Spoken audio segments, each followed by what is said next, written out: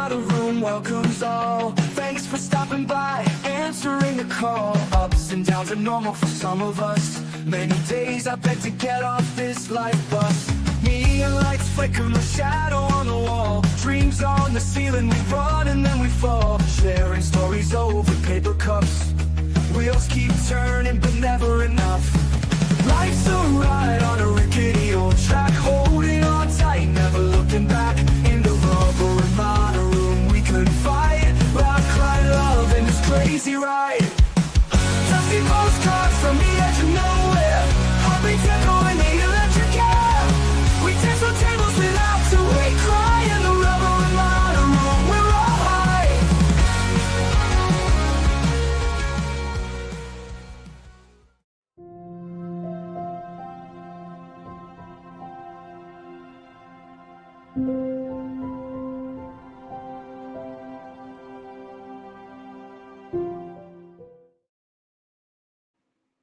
Hey y'all, welcome into Rubber Remodel Reviews. This is Sheila here. I hope everyone's having a good day. Today we are on day 7 of the Lindsay Clancy trial. We are going to get to see from her part-time nanny that she had. We're also going to hear from some toxicology reports. We're going to have all kinds of information flowing at us. I tried to watch it, but my mind hasn't been in it this morning, so it will be with a fresh eyes. I will watch it with y'all. And good morning. Well, good afternoon. It is noon. Today is August 5th, 2026. Hello, Queen Lady Wolf. Let's roll our grab your snacks, and I'll show you what I got. Get ready for the ride. Buckle up tight. Grab your snacks and enjoy the show. God, I really should change that from enjoy the show, because that really does sound kind of crappy. We're watching a trial here that's, really serious, and that's kind of like a wrong thing to say. So I'm going to have to fix that. I don't like that. That's just my own personal thing.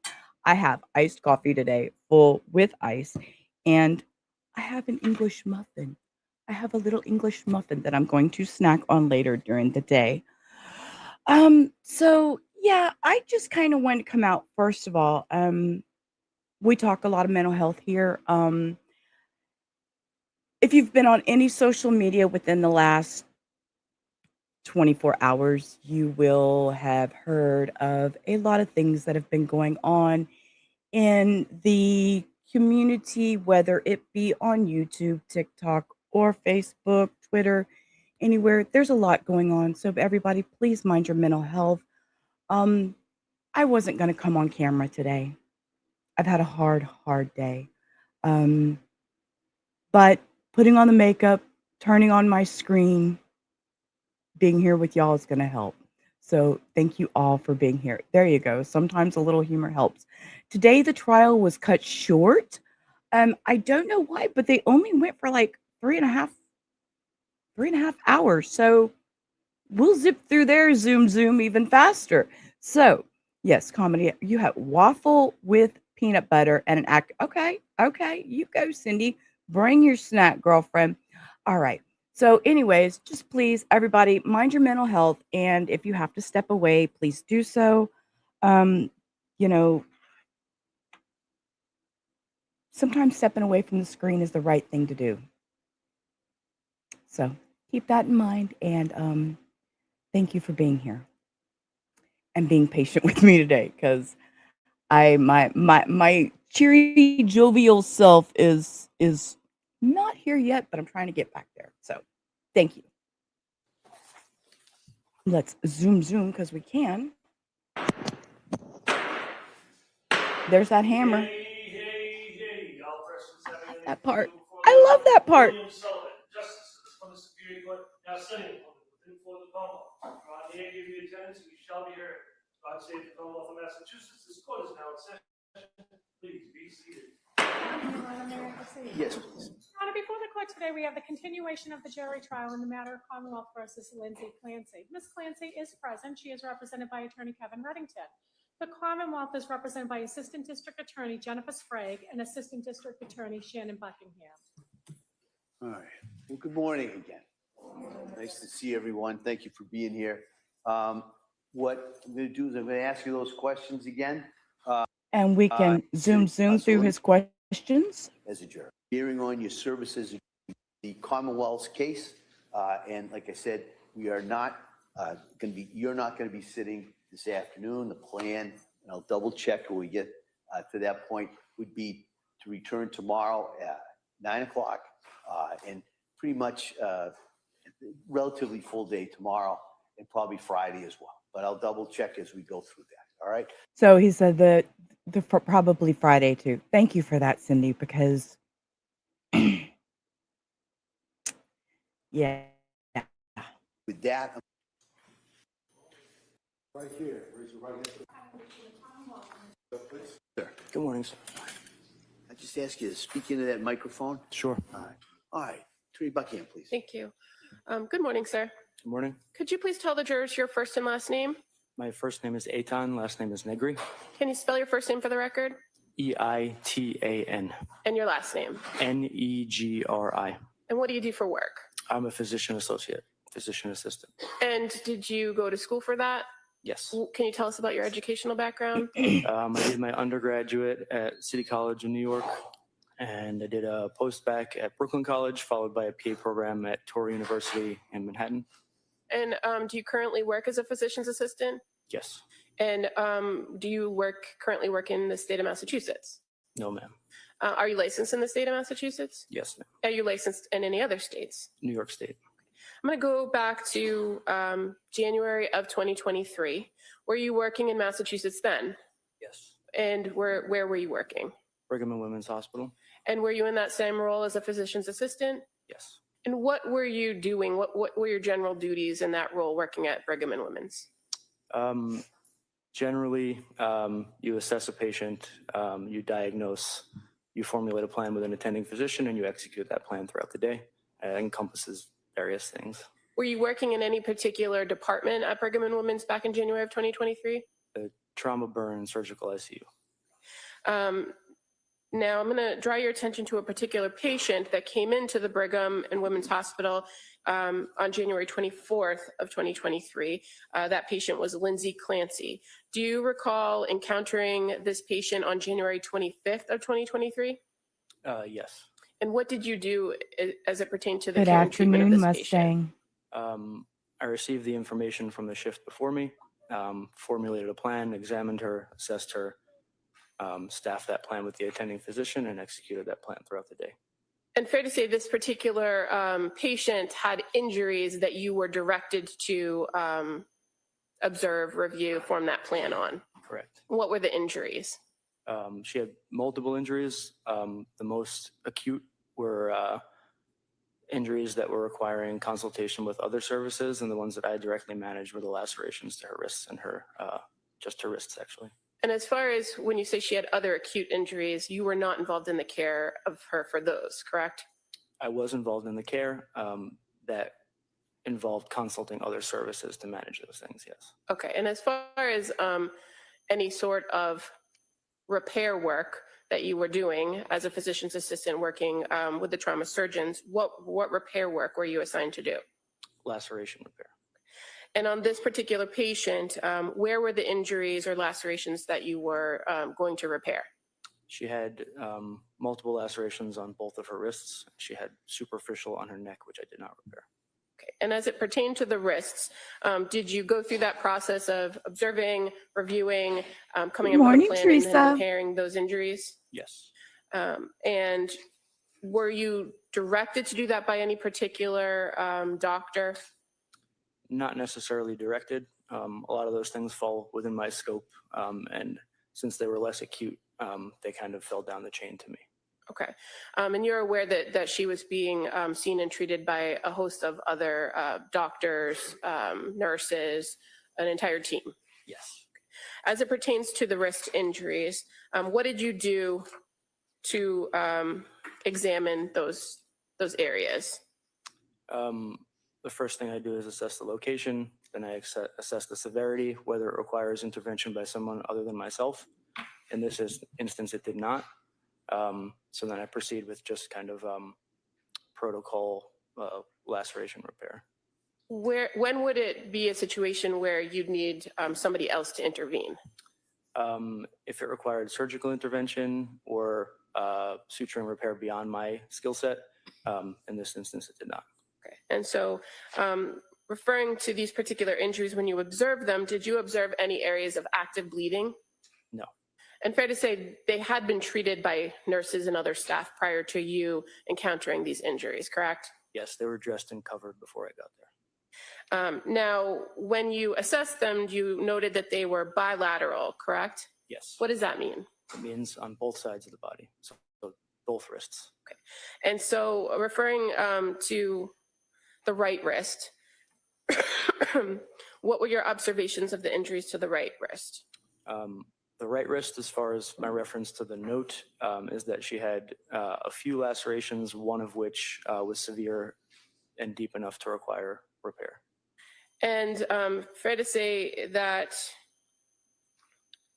that right wrist injury was the one that you repaired was 3 centimeters deep. Approximately, if that's what my note says, then that's what it was. Okay. And on a wrist, or this area of the wrist where you observed the injuries, that depth of 3 centimeters, did that require further surgical intervention, or were you able to suture that area? I was able to suture that area. As far as what happened subsequent to that, I wasn't there, so I'm not sure. Okay. And how many sutures did you use to repair that injury? I believe 3. And in relation to any other cuts or lacerations that were on that right wrist, did any other of those lacerations require suturing? No. How did you treat those other injuries? Just irrigation, meaning cleaning them out, and then using a type of tape to close them shut. And that's generally referred to as a steri strip, correct? Correct. I don't mean to interrupt him, but I know if they are not cleaned properly, it can come back to haunt you. I will tell y'all that Muffins had gotten in a wreck and she had glass in her face. They put a patch over it before cleaning it out very well.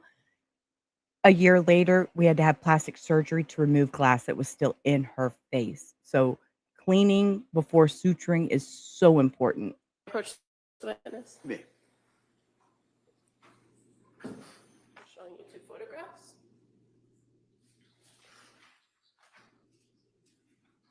Do those photographs depict the repairs or the sutures that you did on the right wrist of Lindsay Clancy? Yes. I've been to admit these as the next 2 exhibits. All right, those may be admitted. 1 and 2 and 2.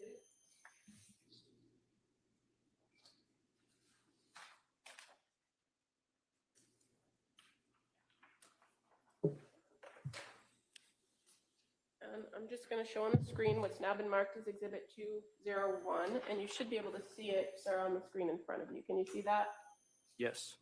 Okay. And so this is the right wrist, correct? Correct. And those black lines in the middle of the photograph are those the sutures that you did? Correct. Again, I will pause here to say we are adults. We should all be respectful and understanding the content. And this is your content warning. Back to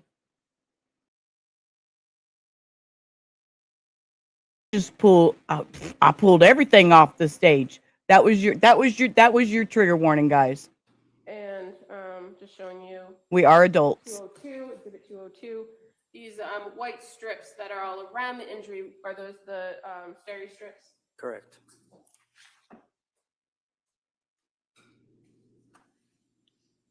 Now, on the left wrist, do you recall what you observed to be the injuries on that wrist? I believe there was a similar laceration, just shorter in length, that required fewer sutures. And fair to say, if your notes reflect that the left wrist had one, meaning just a singular 2 centimeter deep linear cut, that would have been what your observations were of the injury that you repaired? Correct. And how many sutures did that injury require? 1 suture. And were there other areas that you observed that had some sort of laceration? I believe similarly just superficial ones that needed steri strips. And again, in treating this particular injury, when you came upon it, was there active bleeding or any concern that you needed more intervention other than a suture? At that time, no. I'm going to show you 2 more photos.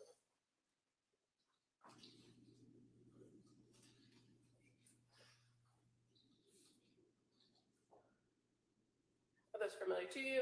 Yes. And are those the suture that you did on the left wrist of Lindsay Clancy? Yes, ma'am.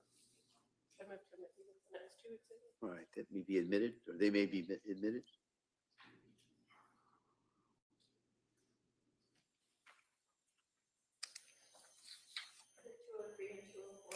Thank you.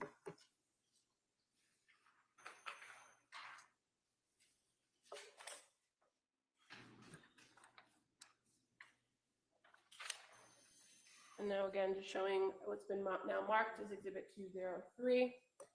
And you see the injury there on the wrist near the ruler in the photograph. Yes. And Exhibit 204, which is just a closer upshot of that. Is that correct? Yes. And again, you see the white strips. Those are also steri strips that were applied. Correct. Now, in relation to any of these wounds on the right or the left Exactly, wrist, Teresa. did you observe the lacerations to go any deeper than the subcutaneous tissue? On my observation, no. And when we talk subcutaneous tissue, we're talking about that fatty tissue on underneath your skin, correct? Correct. And did you have to return at any point, to your knowledge, to readdress these issues or do any further laceration repair as it pertained to this patient? On that shift, no. Do you recall if you did it on any other shift? No.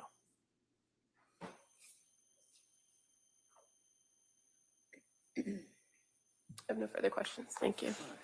Mr. Reddington. Is it Mr. Negri? Negri, yes, sir. And you're not a doctor, you're a physician assistant, is that what it is? That's correct, yes. Okay. And how long had you worked for Brigham and Women's prior to seeing Lindsay Clancy that on January 24, 23? I believe I was in my 2nd year of employment with Brigham and Women's. Okay, and you got to keep your voice up because people back here have to be able to. As you I walk believe I away was in from the my mic, 2nd year of Reddington. employment Oh with my Brigham and Women's. God. Y'all, come on. You're not suggesting for 1 minute that after you did your butterfly stitches, Lindsay could have got up and walked out the door of the hospital, right? No, sir. And would you agree with me that, in fact, she was critically ill when you saw her, right? Yes, sir. And she certainly wasn't critically ill from COVID or a flu or something like that, right? No, not to my knowledge. You know that there are notes that are prepared for the records from the hospital. For example, on January 24, 2023, hospital admission form is filled out. Do you know a Dr. Microphone. Jeffrey Andrew Anderson? Yes. And he was, what was his position that night? He was one of the trauma surgeons and also one of the intensivists, the attending physicians in the ICU. All right. And you've had a chance to review a number of records and photographs with the DAs, I imagine, right? I've reviewed my own procedure note. Okay, so what does that mean? It means I reviewed the note that I wrote myself regarding the laceration repairs. Okay, is that the note that indicates that it appears as though that, for example, on the right upper extremity, there's a 3.5 centimeter deep laceration on the volar aspect of the wrist? I don't believe that I commented saying volar specifically, so I don't know if that's in regards to my note, but I believe my note did say about 3 centimeters deep, yes. Okay, so do you recall indicating in your note that it was superficial laceration, or did you indicate that it was a deep laceration? I indicated that some of them were superficial, and the one that I repaired in particular was 3 centimeters deep. And you've had occasion to speak to the prosecutors on this case, and they've asked you about the superficial injury to her wrist, right? Correct. In addition to the, as indicated on page 75 of the Brigham and Women's Hospital record that I have, and we can fix that with other records if it doesn't coincide. there's a note from Dr. Anderson that the right upper extremity, 3.5 centimeter deep laceration, volar aspect of the wrist. Left upper extremity, 2 centimeter deep laceration on the volar aspect of the wrist. Do you agree with that assessment? Yes, sir. All right. And then you were able to, as you say, clean it up with saline or whatever, and then you stitched up what you had to stitch up, right? Yes, sir. Did you have anything to do with the massive transfusion that she had? No, sir. Do you have anything to do with the treatment of the transected spine that she had, the shattered spine? No, sir. Do you have anything whatsoever to do with the insertion of tubes on both sides of her body and the draining of the blood that had pooled in her middle cavity? Just the management of those tubes after, but not the placement. Okay. So you were there while that was done? I was there managing once they had been placed, but I was not there for the placement of them. Okay, no. but you knew that they were in there, that they were draining the blood? Okay. Yes. And do you know where the blood came from that was in her middle extremity?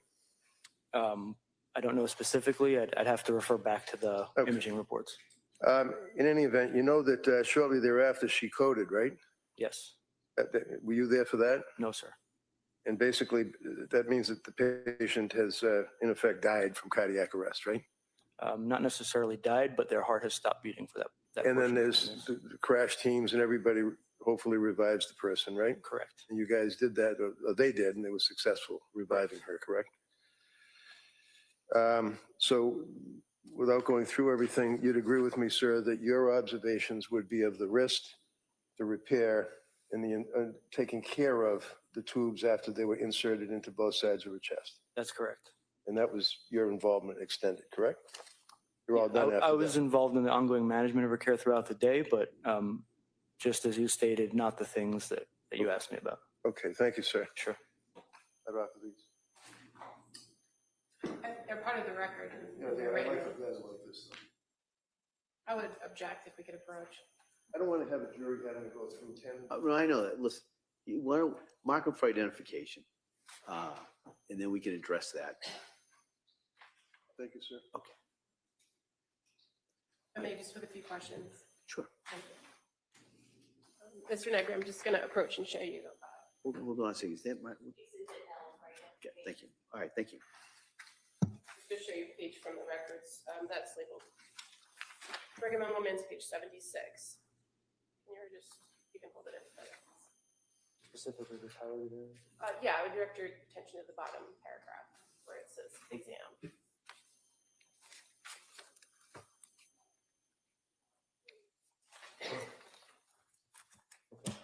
That's not your note from the record, correct? Correct. And when it's noted that the right upper extremity, left upper extremity has 3.5 centimeter deep laceration, 2 centimeter deep laceration, deep in the medical notes is not an adjective of it, correct? It's more of a directionality of the injury. It's a description of, basically an objective unit of measure. But when we say deep, it means that it goes down into the skin as opposed to across the It doesn't matter skin. what we say, it's what the records say. All right, I understand. Go ahead. Just, you could ask that question again. As far as your assessment of injuries, deep goes down in the skin as opposed to across the skin. Correct. And as far as Dr. Anderson goes, you knew that him to be one of the attendings and a trauma surgeon in this case. Were you aware that on January 24th, he had examined these injuries and indicated they did not require repair at that time? I don't recall specifically. I'm sorry. But you came in to repair these on January 25th? Yes. Okay, thank you. Is there anything on that? Oh, thank you. All right, thank you, sir. Thank you. You're all set. Okay, so while they're switching, and I will zoom while they switch, but let me tell you, Buckingham, please. The Commonwealth would call Nicholas Roberts as its the insanity that I have heard people speaking on these YouTube streets about this trial.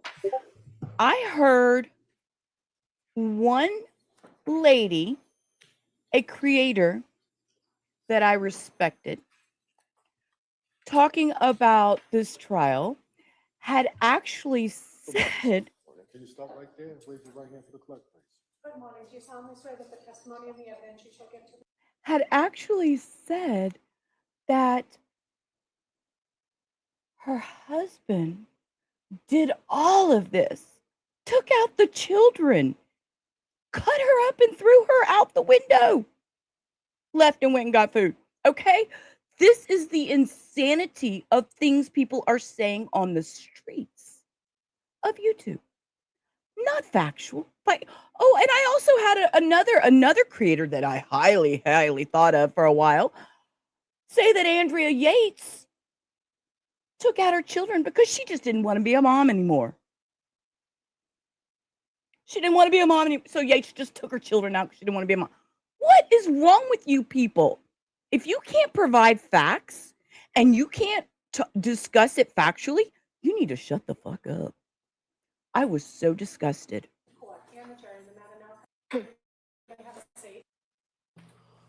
The depravity of some people. Thank you. Just disgusting. Good morning. Good morning. Could you please tell the jurors your first and last name It's Nicholas Roberts. and where you currently work? I work for a company called Thermo Fisher. What is that? What do they do? They sell plenty of laboratory-based products, including refrigeration. No, she jumped. She jumped. After she cut herself, she jumped. She tried to kill herself. She was done. She, in my opinion, from everything that I've read and I've seen, she admits that she did this. That wasn't a question. And then you've got these stupid mind your words, Sheila, mind your words. These other creators out here saying these things that is just so disgusting and such horrid misinformation. I'm like, oh my God, can you just shut up right now? Shut up. Change the channel. Yeah. They sell solvents. They do. Oh, who is this guy? I'm sorry, I was talking. Let me back up and get his name. Sorry. I'll be quiet. Thank you. Good morning. Good morning. Could you please tell the jurors your first and last name It's Nicholas Roberts. and where you currently work? I work for a company called Thermo Fisher. What is that? What do they do? They sell plenty of laboratory-based products, including refrigeration. They sell solvents. They do instruments as well. Prior to working for that company, did you work for the Massachusetts State Police Crime Lab? I did. In what unit did you work for the crime lab? I was in the toxicology unit How long did you work for the crime lab? for about 9 years. And in working for the crime lab, what kind of training and experience did you have to work in the toxicology unit? Prior to being hired, I have both a bachelor's and a master's degree in applied forensic science with a concentration in chemistry and toxicology. I also have the master's is in forensic toxicology. While being hired on the job, they provide training for all the in-house stuff that we test for, which includes You don't know me not very only well. a theory-based training, but also practical stuff so that you can analyze and run all the tests that we do in-house. And as far as your work in the toxicology unit, fair to say in January of 2023 or February of 2023, you were what's referred to as a forensic scientist too, correct? Yes. And throughout your time at the Massachusetts State Police Crime Lab, did you have to undergo competency tests and proficiency tests? Yes. And why is that? Why do you have to do that? So mainly it's to I know Hold the on, gentleman, we he's get to go qualified. one, hold on. Whoa. Good.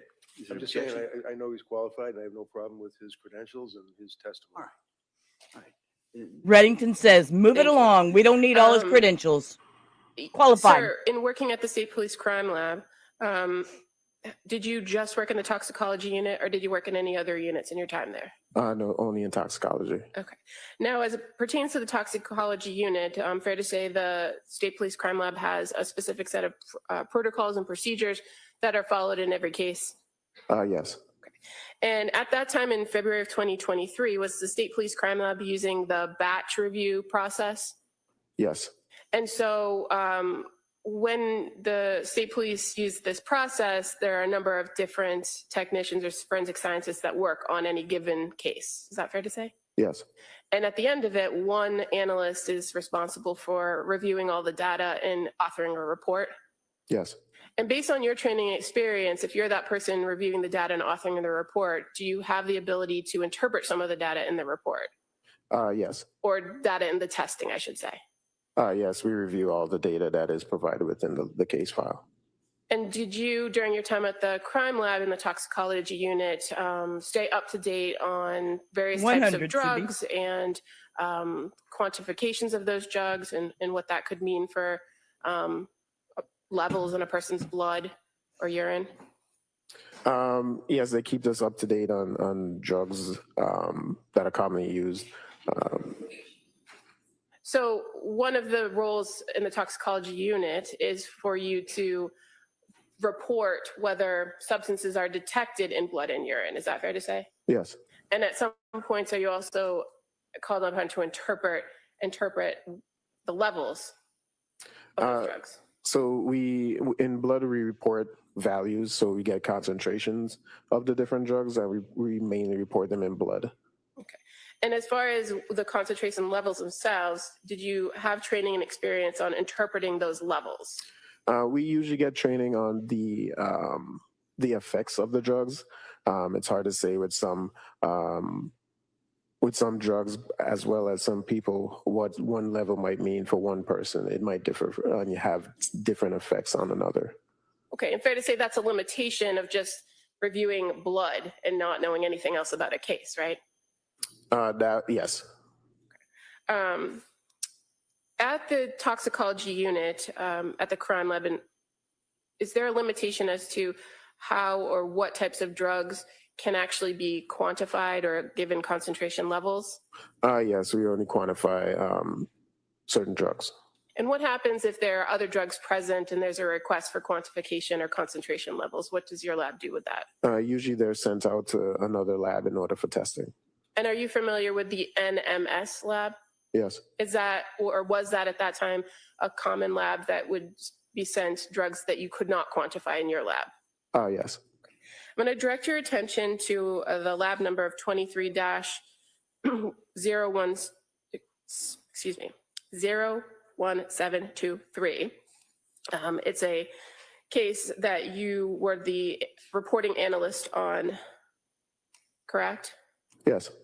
And fair to say that there were several items that were submitted to the toxicology unit as specimens. Yes. Including blood, plasma, and urine. Yes. And did you work with other members of the toxicology unit to have those specimens screened and then further tested? Yes, the batch process was followed. And as far as any screening tests, did you yourself do any screening tests on these items? Yes. What screening test did you do? The screening for the alcohol. And was there any alcohol present? No. And in this screening for alcohol, does it just tell you whether it was detected or not detected? Yes. Okay. And so when you don't have a result, there's nothing further to do. Correct. Now, as far as the blood that was tested in this case, in the urine, you were aware that there were screening tests done for what's called the ELISA screen, benzodiazepines, and general unknown screens for these samples, correct? Yes, that's usually our protocol. And in any of those circumstances, were there positive results? Yes. And as it pertained to the positive results, what's your understanding of what was positive? So to my knowledge, it was positive for the benzodiazepine panel in ELISA. That would have gotten further confirmatory testing done on it to see the levels as well as the individual types of benzos that were present in the blood. And the same was for the urine as well. We also identified a few substances via our general unknown screen, which was confirmed in blood and urine. Now, as far as... Counsel, is there an agreement as to whose blood is being tested at this point instead of just by the number? Yes. I mean, it might be easier for everybody, for the jury to follow. So would Your Honor just like you to read the results? No, just instead of referring to it by a number. Well, let me see it sidebar. The judge, oh my God, the judge just took me out. He's like, he's like, let me just see you at sidebar. So would Your Honor just like you to read the results? No, just instead of referring to it by a number. Well, let me see it sidebar. Judge is like, Man, defense has already said, let's zoom through this shit.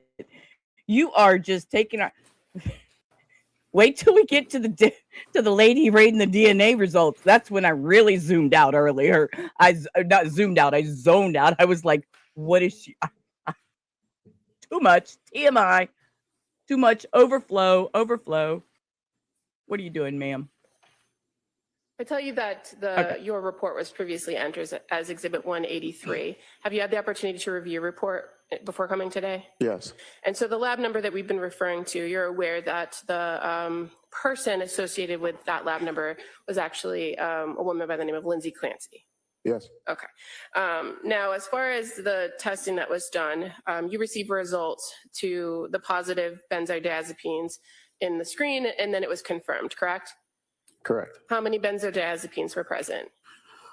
There were at least 4 or 5. Okay. And were you able to get concentration levels from the blood samples after that screen and the confirmatory tests? Yes. And again, already in evidence, but the toxicology report for item 10-101 on the blood with those benzodiazepines, there's diazepam, correct? Yes. Norodiazepam, Yes. oxazepam, Yep. temazepam, Yes. and lorazepam. Yes. And as far as your review of the testing on those substances and the concentration levels, did anything about any of those levels stand out to you as far as based on your training and experience? Only that they were reportable. Okay.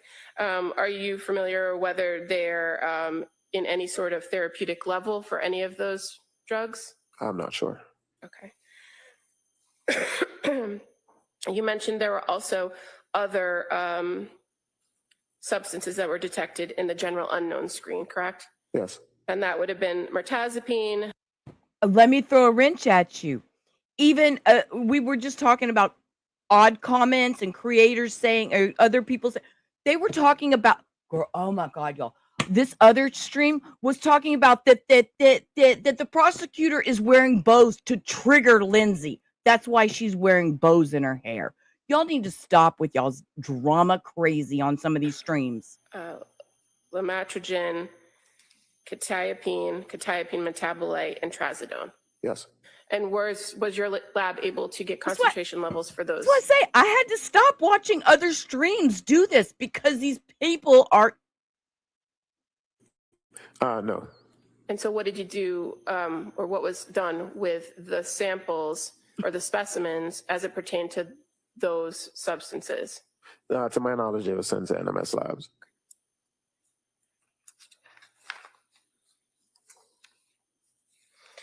And you've previously stated that you are trained on effects of certain types of drugs, but your limitation is you don't know how it affects a particular individual, correct? Correct. These particular 5 benzodiazepines, do you know where they fall in the type of drug, what the general effects of those drugs are? Benzos tend to be central nervous system depressants. Okay. And the ones that were detected, but you don't have the levels for, mirtazapine, and the list I read, what category are those drugs?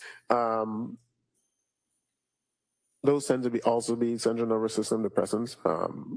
Quetiapine in particular is usually known to treat bipolar disorder or schizophrenia. And as it pertains to the presence of the 5 benzodiazepines, your testing is limited in that you don't know whether that was from one medication or multiple medications, correct? Correct, because the nordiazepam, oxazepam, and temazepam tend to be metabolites of diazepam.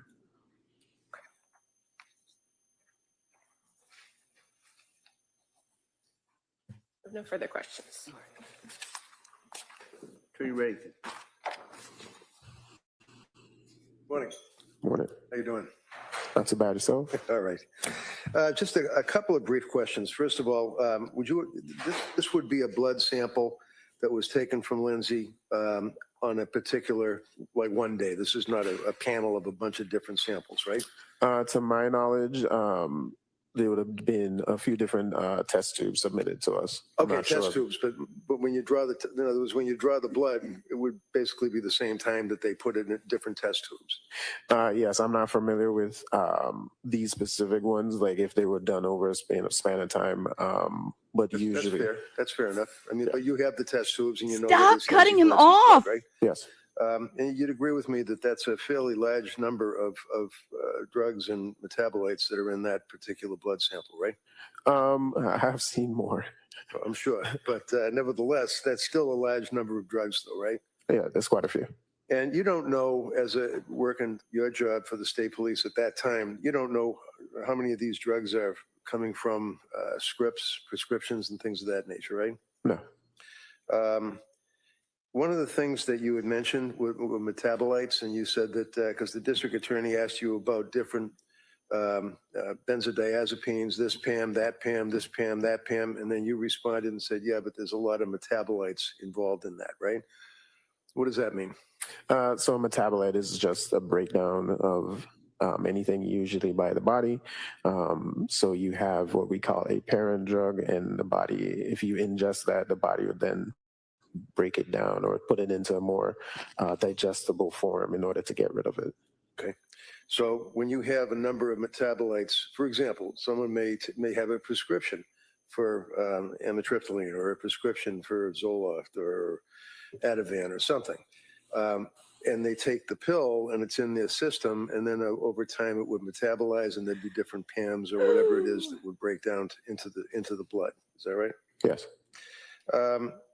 How about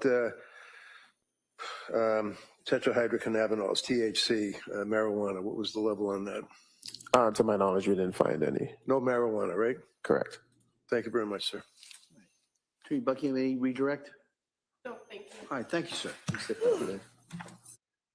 Yeah, I mean, after counting and recounting the meds, and we Just talked. a chart that the parties have agreed upon that lists the Brady agreement. I'd ask to admit as the next exhibit, just a chart that the parties have agreed upon that lists the brand names of some of the drugs that have been spoken about throughout the course of the trial, as well as what they were also known as for the ease of the jurors. All right.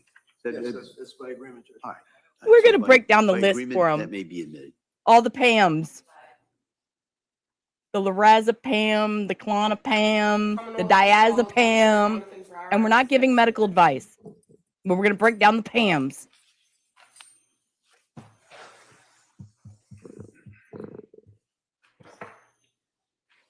Stop right here. Raise your right hand for the clerk, please. No, yeah, but no in that one, but I thought that she had tested positive in one of them though. That for trace. Good morning, Doc. So I'm confused by that. All right. Ask you to keep your voice up so the jury can hear you. And with that, counsel. Thank you. Good morning, sir. Can you please tell the jurors your first and last name? It's Justin Brower, Brower. And what do you do for work, sir? I'm a forensic toxicologist for NMS Laboratories. And where is that laboratory located? The laboratory is located in Horsham, Pennsylvania, just north of Philadelphia. And what does your laboratory do? We are a reference laboratory. We do postmortem work, clinical work, and forensic drug work. So primarily my role is on the forensic side. I'm a forensic toxicologist. And does your lab receive specimens from all across the country? We do. We have clients in all 50 states. We do approximately half of the postmortem work in the United States, as well as a large number of clinical clients. And is your lab accredited across several states and across the country? We are, because we deal with all the states in the United States, all the states in the country. We are accredited by just about every accrediting body that I'm aware of in the clinical and forensic aspects, as well as a lot of state certifications. So a lot of states have their own requirements. The most notable one is like New York State. So we're accredited by, again, every accrediting body that I'm aware of. Okay. And how long have you worked for NMS Laboratory? 4 years as of August 1st. And what's your educational background as a forensic toxicologist? I have a PhD in organic chemistry. Watch, Reagan's going to jump in. The University of Nevada. And do you have any other professional experience in this field prior to working for NMS? I do.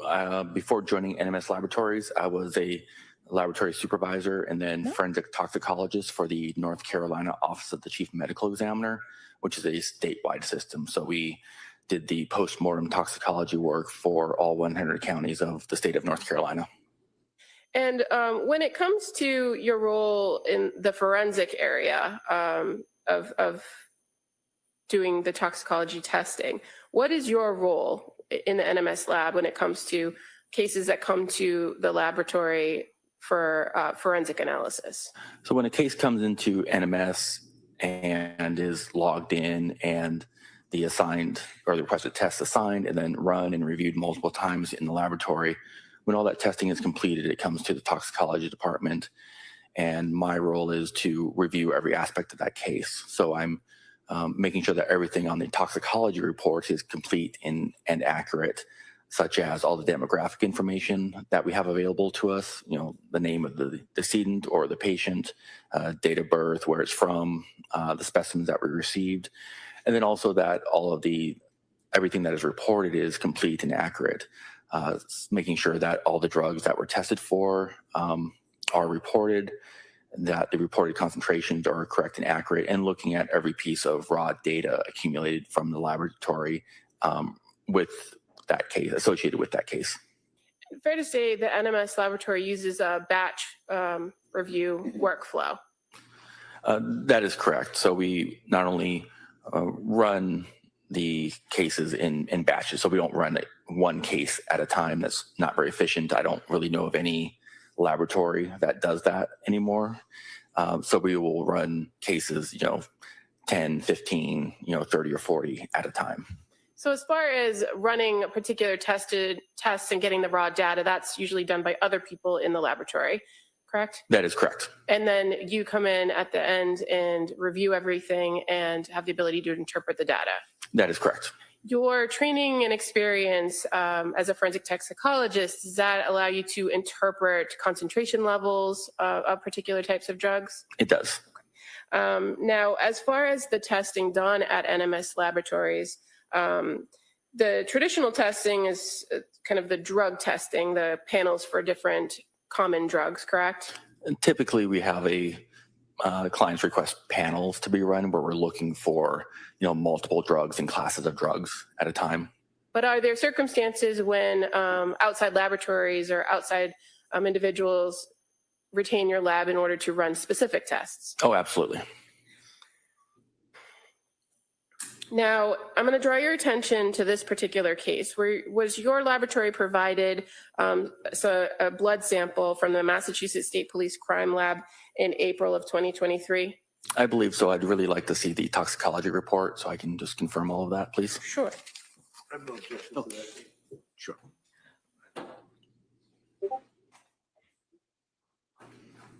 Thank you so much. You can hang on to that. That's fine. Okay. Correct. We received the specimens on April 7th, 2023. And it came from the Massachusetts State Police Crime Lab? No. I don't know where they were initially sent from, but the client or the submitting agency is the District Attorney's Office of Plymouth. Okay. Now, as it pertains to the requested testing that was done, was it that panel that you described, or was it more specific testing? This is what we call direct testing, where they requested just 4 specific drugs to be tested for. And what were the 4 specific tests requested? Lamotrigine, mirtazapine, quetiapine, and trazodone. Are you familiar with those substances or those drugs? Yes, ma'am. And you reviewed all of the data and information done at your lab in regards to these tests, correct? Yes, ma'am. Were they able to identify concentration levels in the sample that was submitted for each one of those 4 substances? Yes, ma'am. And for the first, can you tell us what the result was? Would you like me just to run down the list? Sure. Okay. We detected lamotrigine in a concentration of 6.1 micrograms per milliliter. Mirtazapine at a concentration of 200 nanograms per milliliter, quetiapine at a concentration of 1,800 nanograms per milliliter, and trazodone at a concentration of 0.44 micrograms per milliliter. And these were all in blood. In blood. And so with each drug that you just listed, are you familiar with what the common name is for the drugs? I'm not always that great with common names, but I can wing it. Okay. Well, the lamotrigine, and forgive me if I botched That's okay. the pronunciation, that's also referred to commonly as Lamictal. It is correct, Lamictal. What kind of drug is that? It's typically used as an anti-seizure medication. So if somebody has a seizure disorder, it can be prescribed to alleviate seizures, but it is also used for bipolar disorder as well.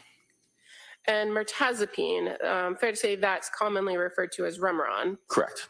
And what kind of drug is that? That isn't typically an antidepressant. And quetiapine, what's that common drug? Quetiapine is known as Seroquel. And fair to say that's an antipsychotic as well for bipolar? Yes. Are you familiar with whether that often can be prescribed in low doses for sleep? It is. It can be for insomnia. And trazodone, what's the common name for trazodone, if you know? I am drawing a blank on the trazodone. If I suggest trazamine, is that familiar? Not the one I'm most familiar with, and I apologize. That's okay, but you're familiar with trazodone. Correct. And Yeah. what class of drug is that? That's an antidepressant. Now, in your review of the levels that were detected in these 4 tests for each of these substances, do any of these levels appear to be outside therapeutic concentration levels? The only one that's a little elevated would be the quetiapine. Okay. So we're gonna take a very short break at this time, all right? So this will be a short break. Okay, so while they take that short break and we zoom, because we have a cougher in the audience. The Seroquel, it was the only one. They just said that every one of those meds was in her system, but the Seroquel was slightly elevated. Well, you know what? That's one of those meds that they frequently change the dose on, along with the trazodone. So it wouldn't surprise me, and this is just from my personal knowledge, so I'm not giving medical advice. I'm just giving personal knowledge. For the purpose of the record, we return back to the trial of Commonwealth versus Lindsay Yes, Clancy. and the All parties are present, including exactly Ms. the meds were in her blood samples, so Clancy. we're not debating that. She took them. All right. When they were saying, "Oh, she only took a couple Counsel? of these, couple of those." Dr. Brower, before we broke, we mentioned the term therapeutic concentration. You familiar with that term? Correct. What does that mean? It's the typical concentration that one would achieve when they're taking the medication or drug as indicated by their prescriber. And are you familiar with toxic concentrations or suicidal concentrations? I am. And what does that mean? Those are concentrations that could lead to adverse events and potentially death. Now, in relation to the 4 substances. Wait, I've never heard anybody say that she took a bunch of pills to try to take her life. So I don't know where that's coming from. I have never heard that.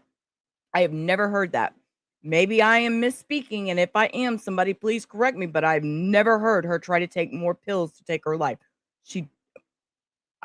That were tested at the NMS laboratory. You identified the levels for each of the 4 substances. Were any of those concentration levels considered within therapeutic concentration? It would all be in what I would say a therapeutic concentration, except maybe the quetiapine, which is slightly elevated. Okay. And in your experience as a forensic toxicologist, have you had the occasion to review cases, postmortem cases in which suicide was a mechanism of death where the person consumed medication? Absolutely, yes. And so that level of the Quetiapine at the 800 nanograms per milliliter would that have been in that toxic or suicidal level? No, ma'am. Would you generally expect to see that as significantly greater in a suicide case? Typically, quetiapines in suicide cases might be in the, close to 10,000 nanograms per milliliter. Usually people take handfuls of pills when they're trying to harm themselves and take their own life. No, and who this is not said consistent with that. Did I miss Are something? you also familiar in your training and experience with the class of drugs called benzodiazepines? Yes, ma'am. And do you have the occasion to interpret data as it pertains to concentration levels for those? Every single day. And as far as the substances diazepam, noradiazepam, oxazepam, temazepam, lorazepam, you're familiar with those? The PAMs. And it's fair to say noradiazepam, oxazepam, temazepam, those are all metabolites of diazepam? Typically, yes, ma'am. And what's the common name for diazepam? Valium. If I show you what's been marked as Exhibit 183 already. That's what I'm gathering, case one. I'm really, I'm. Can you see that on the screen beside you? I can't read. I can, that with yes. my glasses. Okay.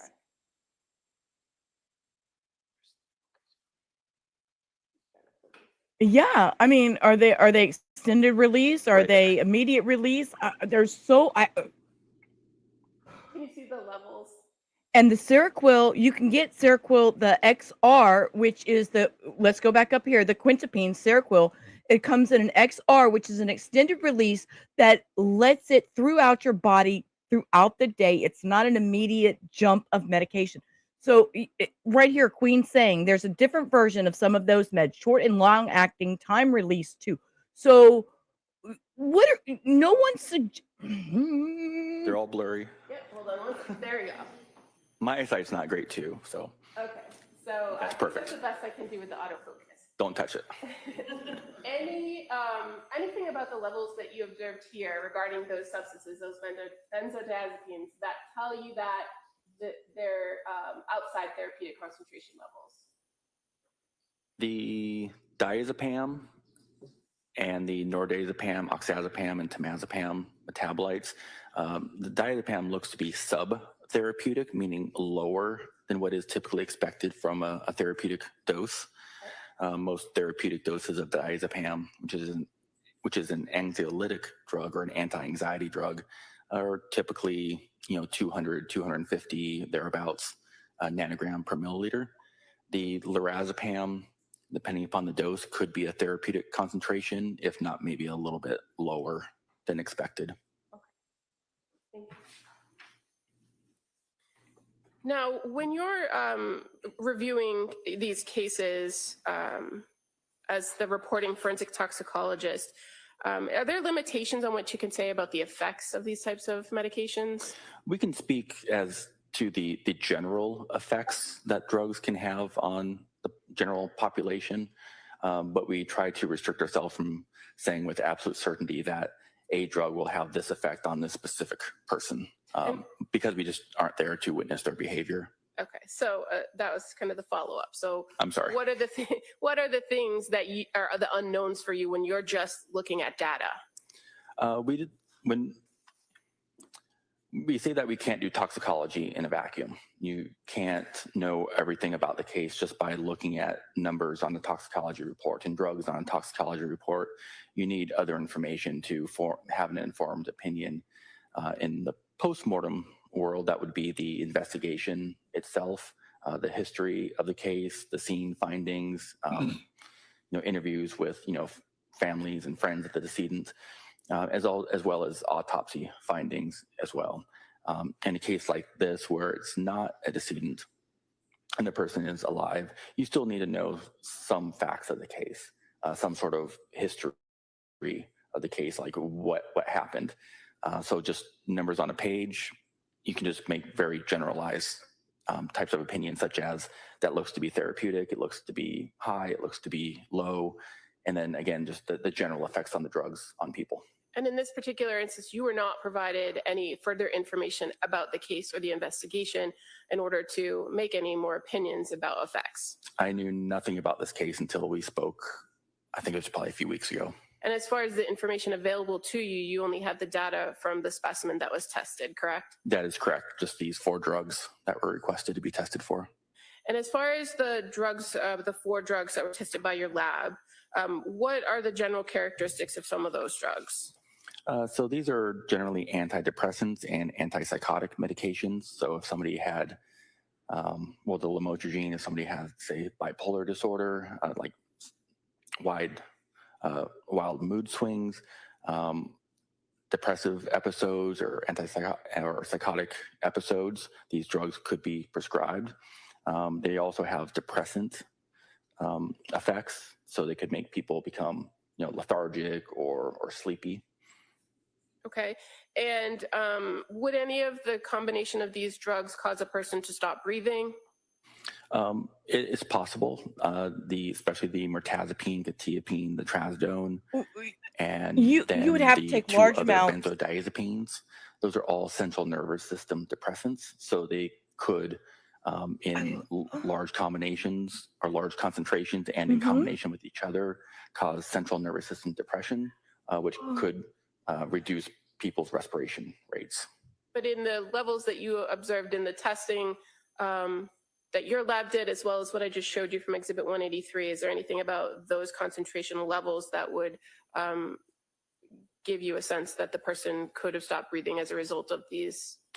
Not necessarily, but if I had the information that, a patient presented to an emergency department and they had labored breathing and weren't breathing adequately, and I had this information, then you could probably tie all that together. But without that extra information, then generally no. Based on the levels alone, you can't give any sort of opinion. I would like to not. Okay. Good man. And finally, I would like to not. Are you familiar with the drug Narcan? I am. And what kind of effect does the drug Narcan have on a person who has consumed these drugs, if any? Just these drugs that we've talked about here today? Yes. Absolutely nothing. Nothing. You hear that? Can you explain to us why it is that Narcan wouldn't have an effect? Narcan is an opioid overdose reversal agent. It is an opioid antagonist. So it binds to the opioid receptors. So it doesn't allow other opioids like, say, fentanyl or oxycodone to bind to those receptors to have, to exert its effects.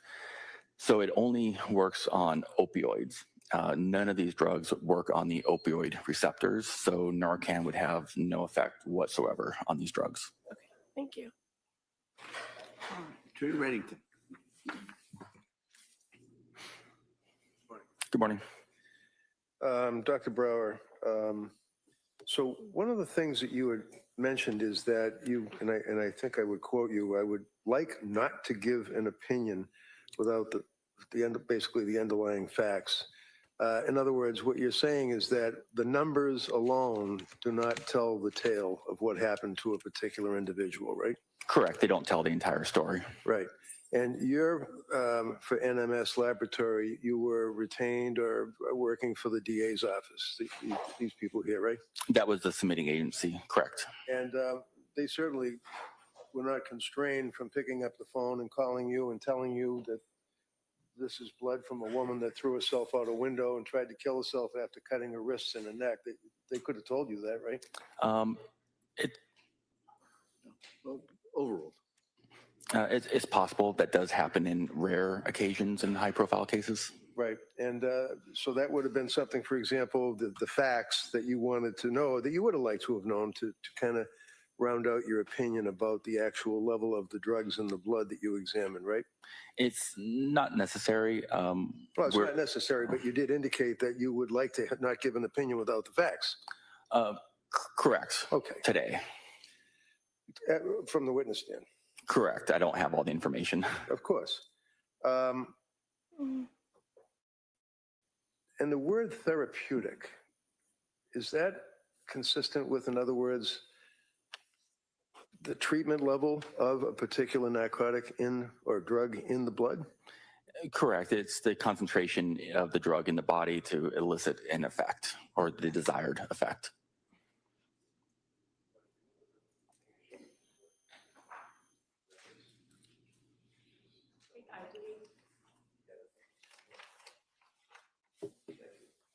I thought he was going to grab the drawer. I thought he was going to get the drawer, y'all. I was like, oh my God, he's going to get the drawer. He's going to pull the meds out the drawer. Sorry, comedy in the chaos. We have to laugh every once in a while, get through some of this crazy shit. Whew. Yeah, Cindy left us unattended and we talked about bad things.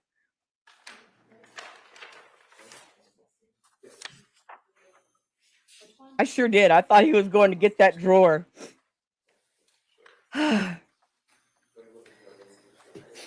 He's busy worried about the Pam party. As it relates to the therapeutic level, sir, is it your understanding that the lorazepam, lorazepam, clonazepam, Was that a counsel had typo? asked you about the benzodiazepines were within therapeutic, thank you, within therapeutic level? I'm sorry, I had trouble hearing you. Yeah, I'm sorry. They were within therapeutic level? I'm sorry, could you repeat the entire question? Sure. What is lamotrigine? Lamotrigine is typically used as an anti-seizure medication and could also be used for bipolar disorder. Okay. Do you have the results for your lab in front of you? Yes, sir. Toxicology? Yeah, you can read along just so you can refresh your memory if it helps. The lamotrigine, it says 6.1. What does that mean? 6.1 micrograms per milliliter. So there were 6.1 micrograms of lamotrigine per milliliter of blood. All right. Is that above therapeutic, below therapeutic, or therapeutic? It's right in the middle of the therapeutic range. So if somebody had a prescription, for example, for that narcotic or that drug, then they were taking the drug according to the recommended dose, right? And that's what it would appear to me if they were prescribed it, correct? How about the mirtazapine? The mirtazapine also looks to be probably used appropriately as prescribed. And you need a prescription for that, don't you? Yes, you need a prescription for all four of these drugs. Okay. And what is there another name for mirtazapine? Remeron. Remeron. All right. And what is the purpose and what do you use Remeron for? It's an antidepressant. How about the quetiapine is the number 3? The quetiapine is also known as Seroquel, and that Welcome is back, generally Jen. used as an antipsychotic. And what does that mean when you say an antipsychotic? What does that mean? So somebody has psychotic episodes, say like hallucinations or just not seeing reality like quote normal person would, they could be prescribed quetiapine as an antipsychotic to try to kind of level out their brain chemistry. And what was the Can you just say mood stabilizer? It sounds so much easier and more palatable. It's a mood stabilizer, damn it. Here, Cindy's over here. Excuse me, therapeutic levels depend on patient, other medications, weight, etc. Exactly. There's not enough coffee to help you today, huh, Jen? Well, welcome back. Welcome back. I'm glad you're here. Whew. result on the quetiapine?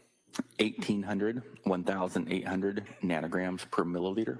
Now, is that within therapeutic? Is that below or high? It looks high to me, depending upon the dosage. Okay. And trazodone is the next one. What is that? Trazodone is also an antidepressant. And is that, what's the result on that? Oh, I'm sorry. 0.44 micrograms per milliliter. Okay. And is that therapeutic, below therapeutic, or above therapeutic? I would say that's a therapeutic concentration. Okay. So basically, with the exception of the quetiapine that was 1,800 nanograms per, what is a nanogram? What does that mean? Nanograms per milliliter. What does that mean? It's a very, very small amount. It's 1/millionth of a milligram. Okay. And that's how you measure the quantity of a particular substance that would be in a person's blood, correct? In the blood, correct. So on the quetiapine at 1,800 nanograms per milliliter, that's the only one that was not therapeutic. That was a little higher than therapeutic. Is that correct? Correct. It's approximately maybe double what you might expect.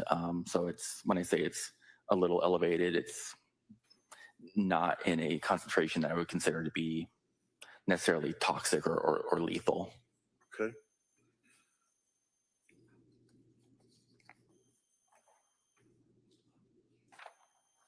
And you don't know, working for NMS Labs, sir, whether or not a person had a prescription for these drugs, or when they got the prescription, or who gave them the prescription? You don't know that, right? I have none of that information, no. You could have known that if somebody had told you that, but you don't know it from looking at the numbers that we have here, right? Correct. It's possible if they would have given us that information. We don't always need to have it, though. All right, this is what I had offered for today. Microphone, sir. See it again first. Oh, sure. It's been a rough day for a lot of us, Cindy, and thank you for even being here. And I totally feel you. I know. We have another missing mod today who's having a rough day. If we can just approach So. briefly on the issue. Yeah. Just everybody give everybody grace today. It's been a rough day for many of us these last 24 hours. And, you know, it's just sometimes it's just hard. All right, so we're going to introduce that exhibit at this time. Thank you.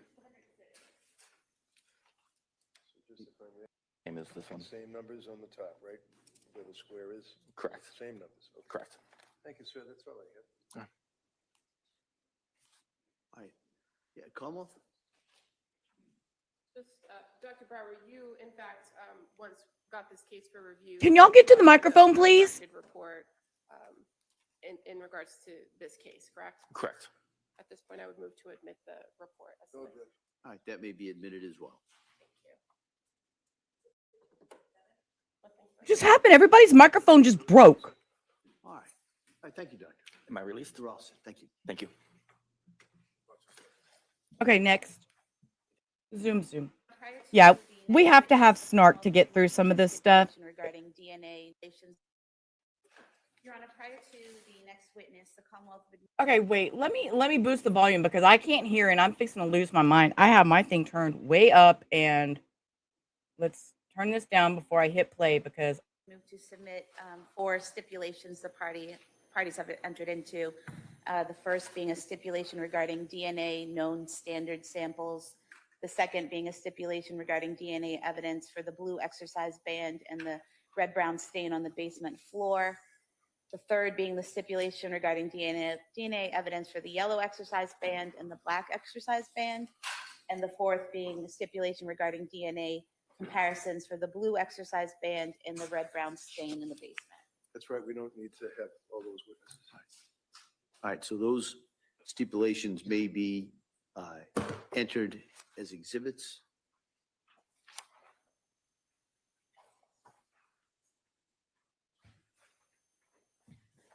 yes, unicorns. Do you want those published or read to the jury, or satisfied that they'll have those? And the parties can refer to the contents of the stipulations. I don't know what happened to microphones. I had to boost the volume. I'm sorry, are you all set? Take your time. That's on me. I kind of jumped in there. I'm sorry. Exhibits 208 through 211.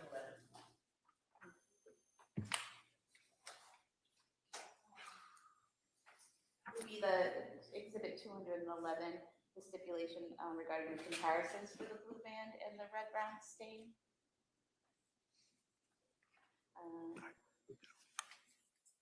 Yeah, I don't, if she wants you to read it, I don't have a Sure. problem. Yeah. I think it was defense that wanted you to read it. I'm fine Well, reading it. you know what? I want to read it. All right, so that's what we'll do. Judge wants to read it. Well, Cindy, y'all make my day So, easier too, Lindsay, because do you some remember, I days think it was yesterday or the day before. some days are harder than others. Stipulations. So the same instructions. All right, these are facts that I'm going to read that the parties have agreed to, that you can rely on in arriving at your Okay, he's verdict. going to read Yeah, these stipulations off. And These thank you all for stipulations, being here. 1 of 4 is deliberating, but so let me just read this one. This doesn't mean this stipulation is any more important than any of the other. Okay, so now they got their volume working again. So let me go back here and turn my booster off, turn this back up to regular, go back over here. See if they just fix their volume for me. The parties would like me to just read this one here. All right, so this is a stipulation regarding the DNA comparisons for the blue exercise band and the red-brown stain was marked A. Now, in the above captioned matter, the parties agree to the following facts as it pertains to the DNA comparisons for the blue exercise band and the red-brown stain A in the basement. Number one, forensic scientist Emily Oliver reviewed and interpreted the data relating to the question items, parentheses, item 2-4, blue exercise band, and item 3-3, the red-brown stain A from the basement floor, close parentheses, and conducted comparison analysis to the known standards in this case. Number two, the parties agreed to the following conclusions regarding comparison analysis of these items. A, item 2-4.1.1, sample from the ends of the blue exercise band. The DNA profile was interpreted as a mixture of 3 contributors. There are 5 individuals who have a likelihood ratio that indicates an inclusion in the profile. They are Dawson Clancy, Callan Clancy, Cora Clancy, Lindsay Clancy, and Patrick Clancy. B, item 2-4.2.1, sample from the middle of the blue exercise band. The DNA profile was interpreted as a mixture of 3 contributors. Callan Clancy is included as a major contributor. And C, item 3-3.1, sample of swabs from the red-brown stain A on the basement floor. The DNA profile was interpreted as originating from a single contributor. Cora Clancy is included as a contributor to this DNA profile. So that's the stipulation that the parties have agreed to. All right.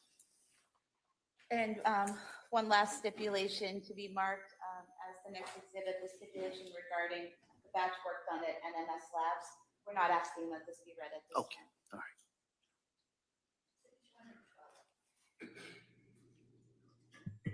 The Commonwealth would call Katerina Stashin.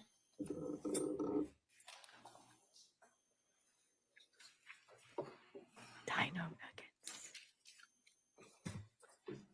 All right. Zoom. Let's get this lady on the stand. Y'all know me. Your Honor. Here we go. Good morning. Can you please state and spell your name for the record? Good morning. My name is Katerina Stashin.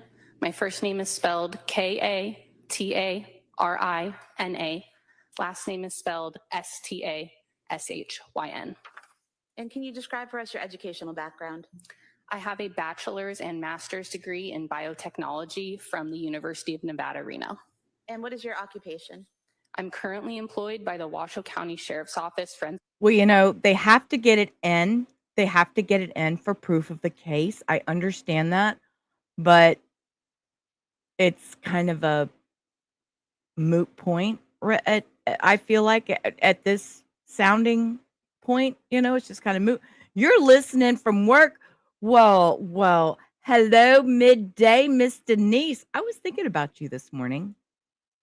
Science Division, which is located in Reno, Nevada. I'm a criminalist in the biology and forensic investigation sections. Back in January of 2023, where were you working?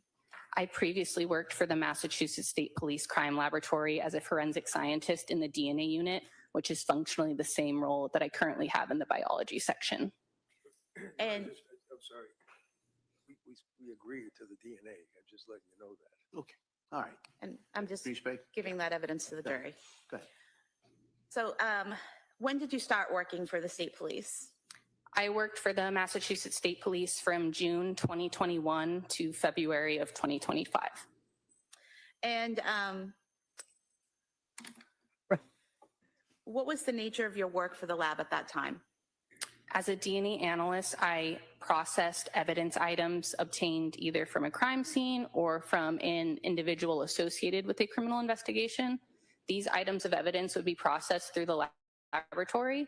I then would perform interpretations, comparisons as needed, write reports. I also could perform administrative reviews of other analysts' work and provide expert witness testimony as needed.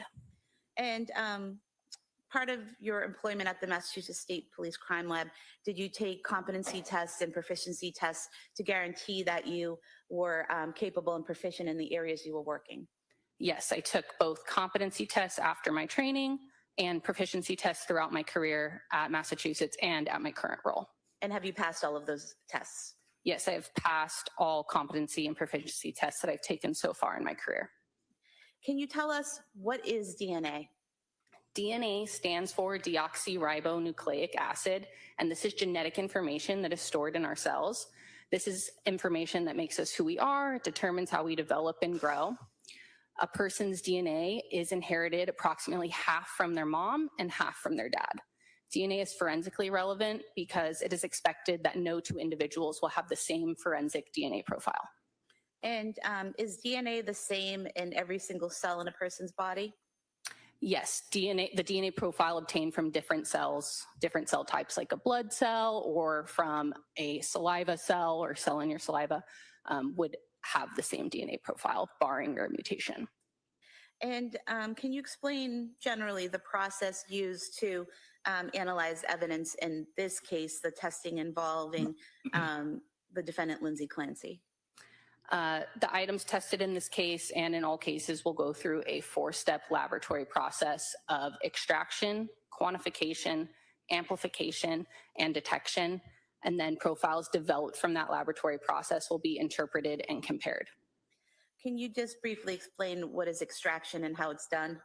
Extraction is the first step of that laboratory process that involves applying a variation of heat and chemicals to a sample. This breaks open cells that are present and releases the DNA and then isolates that DNA.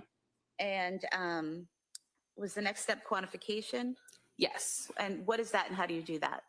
Quantification is the second step when we determine a reliable estimate for the amount of DNA in those samples that were extracted. And those values are then used to optimize the rest of the process with the goal to obtain a quality profile for that sample. And the third step, amplification, can you explain that?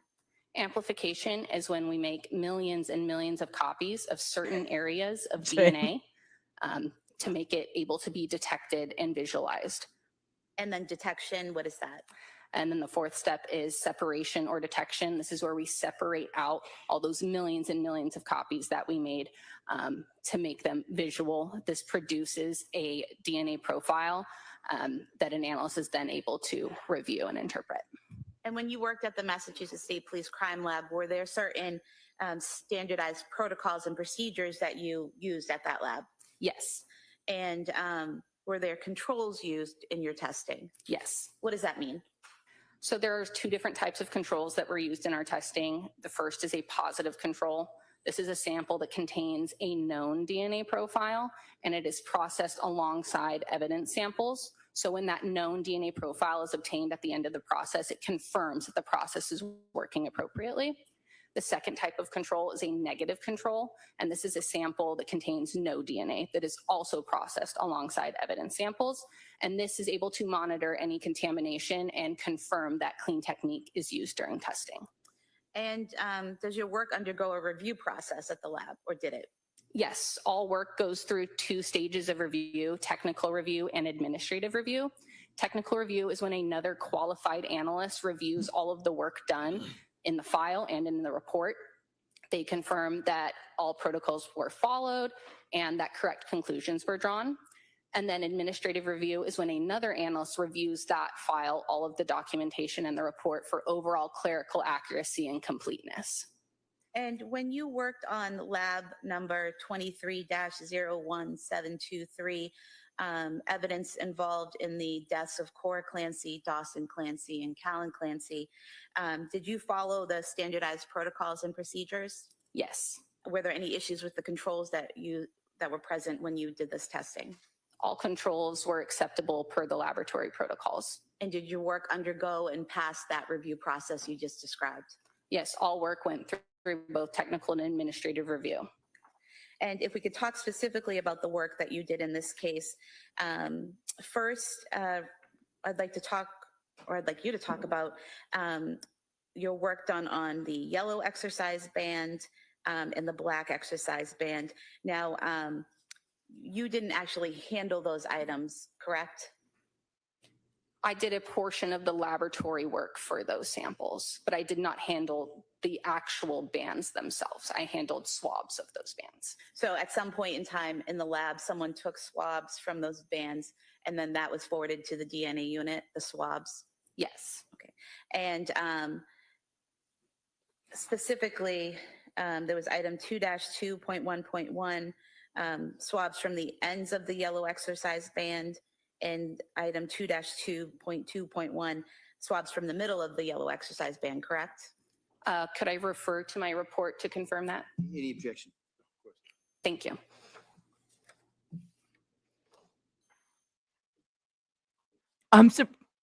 Sorry, I'm trying to chew my muffin still. Yes. Surprised Rachel And, just said, we when doing stipulate. your Go ahead. comparison work, did you also use some DNA profiles that had been generated in the lab for Dawson Clancy, Cora Clancy, Callan Clancy, Patrick Clancy, and Lindsay Clancy? Yes, I utilized known standards that were developed from those individuals. And known standards, are those basically the DNA profiles for each of those individuals? Yes, known standards are samples collected directly from a known individual for comparison purposes. And going to item 2-2.1.1, the swabs from the ends of the yellow exercise band, what were your findings?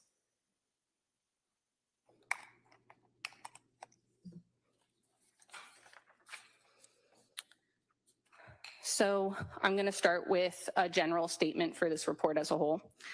The presence of multiple first-degree relatives in a mixture DNA profile can impact overall interpretation, including the determination of the number of contributors and likelihood ratios. Relatedness was considered for the following results. For item 2-2.1.1, sample from ends of yellow exercise band located in basement office, 47 Summer Street. The DNA profile is a mixture, including male DNA. Due to the possible relatedness of low-level contributors to this profile, an alternate number of contributors was considered. First, assuming 2 contributors. The DNA profile is a mixture of at least 2 contributors, including male DNA. Contributors 1 and 2 are suitable for comparison. The DNA profile was interpreted as a mixture of 2 contributors. The DNA profile from this item is at least 1.7 non-nillion times more likely if it originated from Dawson Clancy and an unknown individual than if it originated from 2 unknown unrelated individuals. This provides support that Dawson Clancy is included as a contributor to this DNA profile. Cora Clancy, Callan Clancy, Patrick Clancy, and Lindsay Clancy are excluded from this DNA profile. Assuming 3 contributors. The DNA profile was interpreted as a mixture of 3 contributors. Contributor 1 is suitable for comparison. Due to limited information and possible relatedness of contributors, contributors 2 and 3 are not suitable for comparison. The DNA profile from this item is at least 920 octillion times more likely if it originated from Dawson Clancy and 2 unknown individuals than if it originated from 3 unknown unrelated individuals. This provides support that Dawson Clancy is included to this DNA profile. Cora Clancy, Callan Clancy, Patrick Clancy, and Lindsay Clancy are excluded from contributor 1 of this DNA profile. I'm going to ask you a few questions about what you've just told us. You mentioned the effect of relatedness. What does that mean? So as I mentioned, an individual's DNA is inherited approximately 1/2 from their mom and 1/2 from their dad. So this means that there's a lot of DNA shared between relatives, including between parent and children and between siblings. So this can affect the determination of the number of contributors. So when I review the profile to see how many people are in that profile, because there's so much DNA that is shared.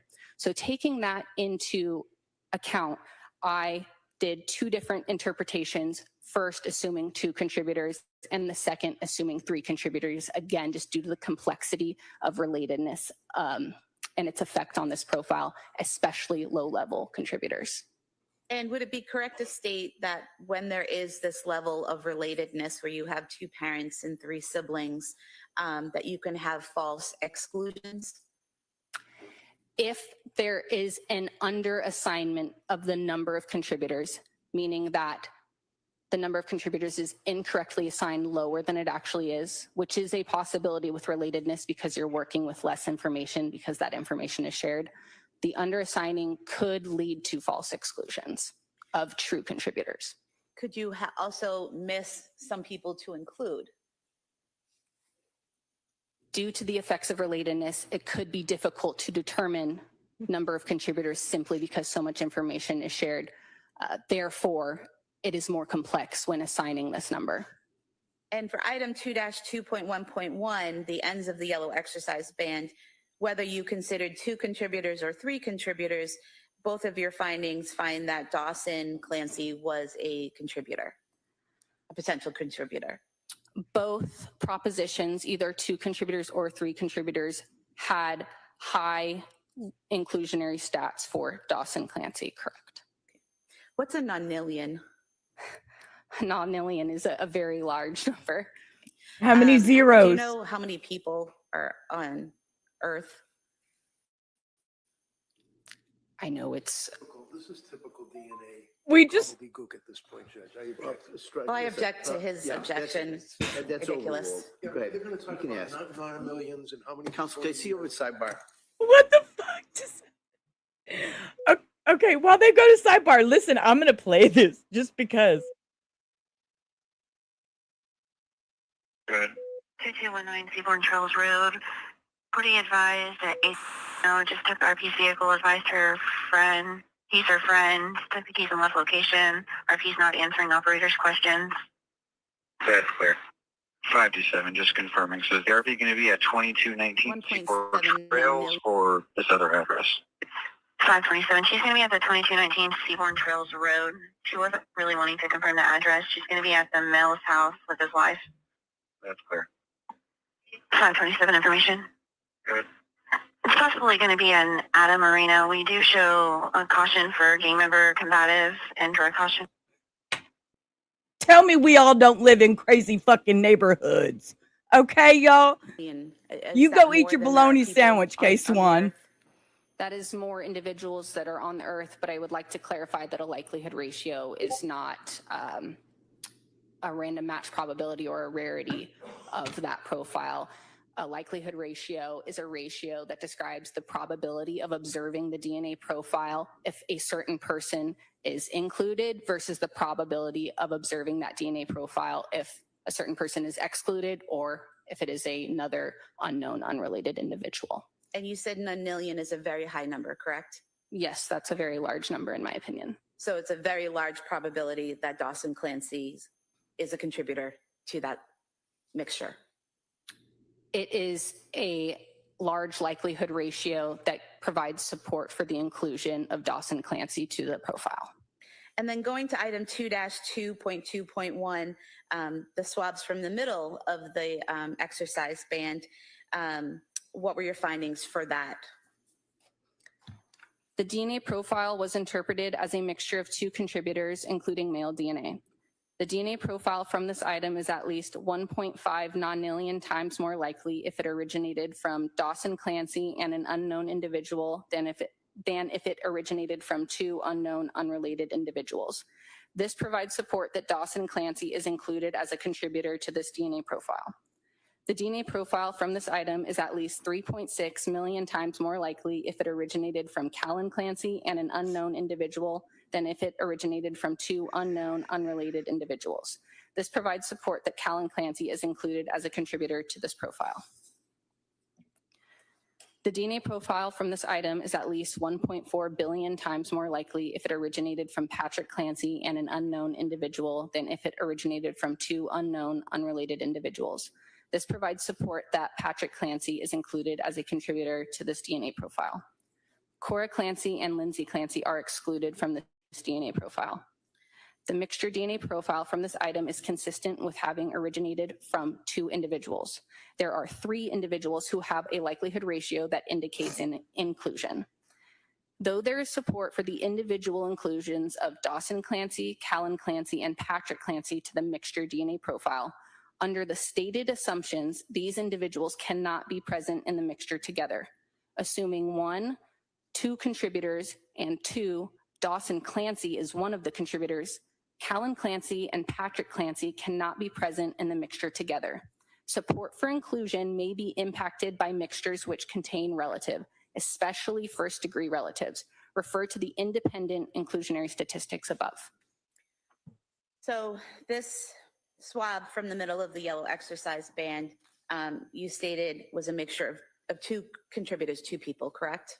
Yes, I determined using my training and experience that the profile That was a was- mixture of two contributors. And then you had three possible Yes, contributors. I agree. Dawson, Callan, and Patrick for the two-person mixture.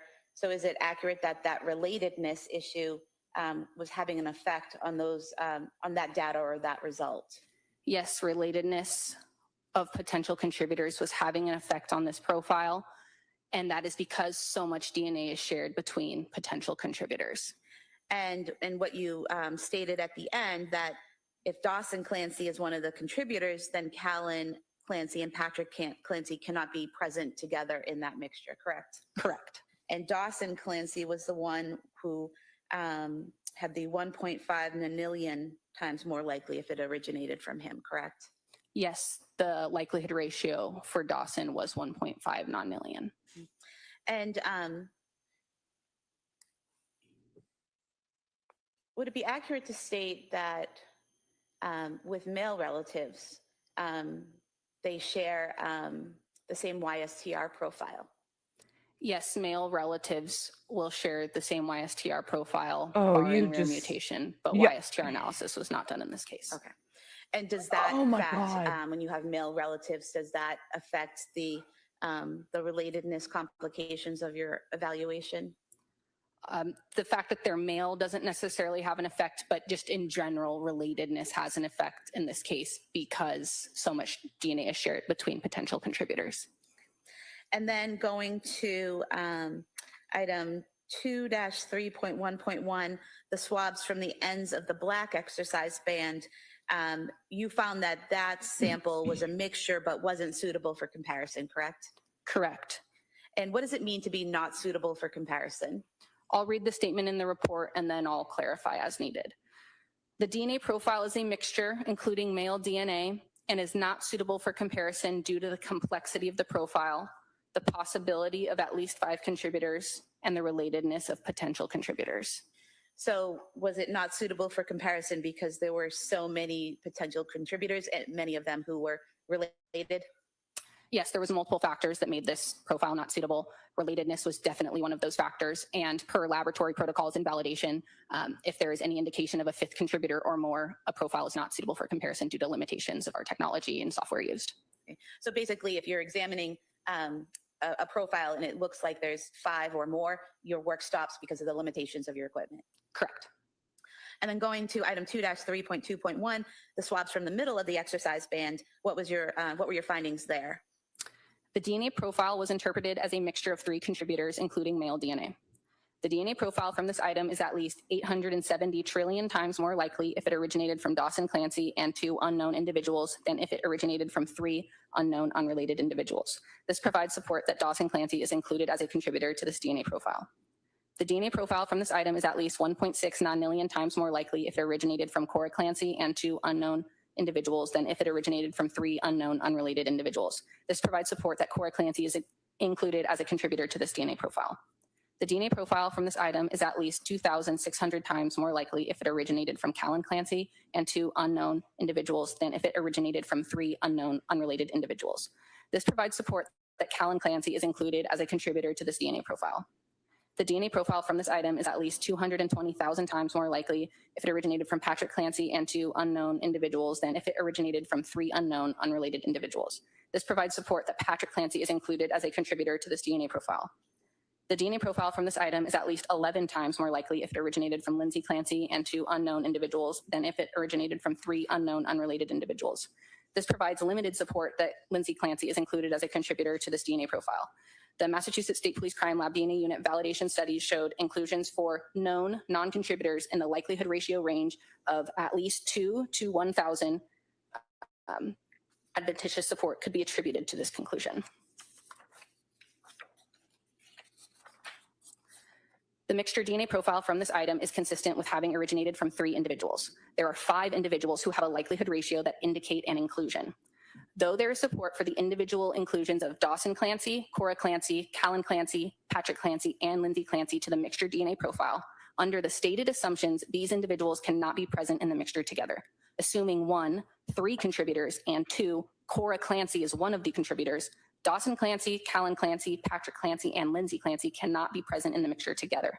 Support for inclusion may be impacted by mixtures which contain relatives, especially first-degree relatives. Refer to the independent inclusionary statistics above. And so again, here, you're dealing with the effect of the relatedness of the parties, correct? Correct. Relatedness is having an effect on potential contributors again to this profile. I'd just like to say that likelihood ratios are calculated independently for each person. They are not to show a likelihood ratio for more than one person or multiple people together in a profile. And again, because so much DNA is shared between potential contributors, that is why we're seeing some of the things we're seeing in this report. And for this item, the middle of the black exercise band, the highest number of possible inclusion was the 1.6 million times more likely if it originated from Cora Clancy and 2 unknown individuals, correct? Yes, the highest statistic for this item was a likelihood ratio of 1.6 million for Cora Clancy.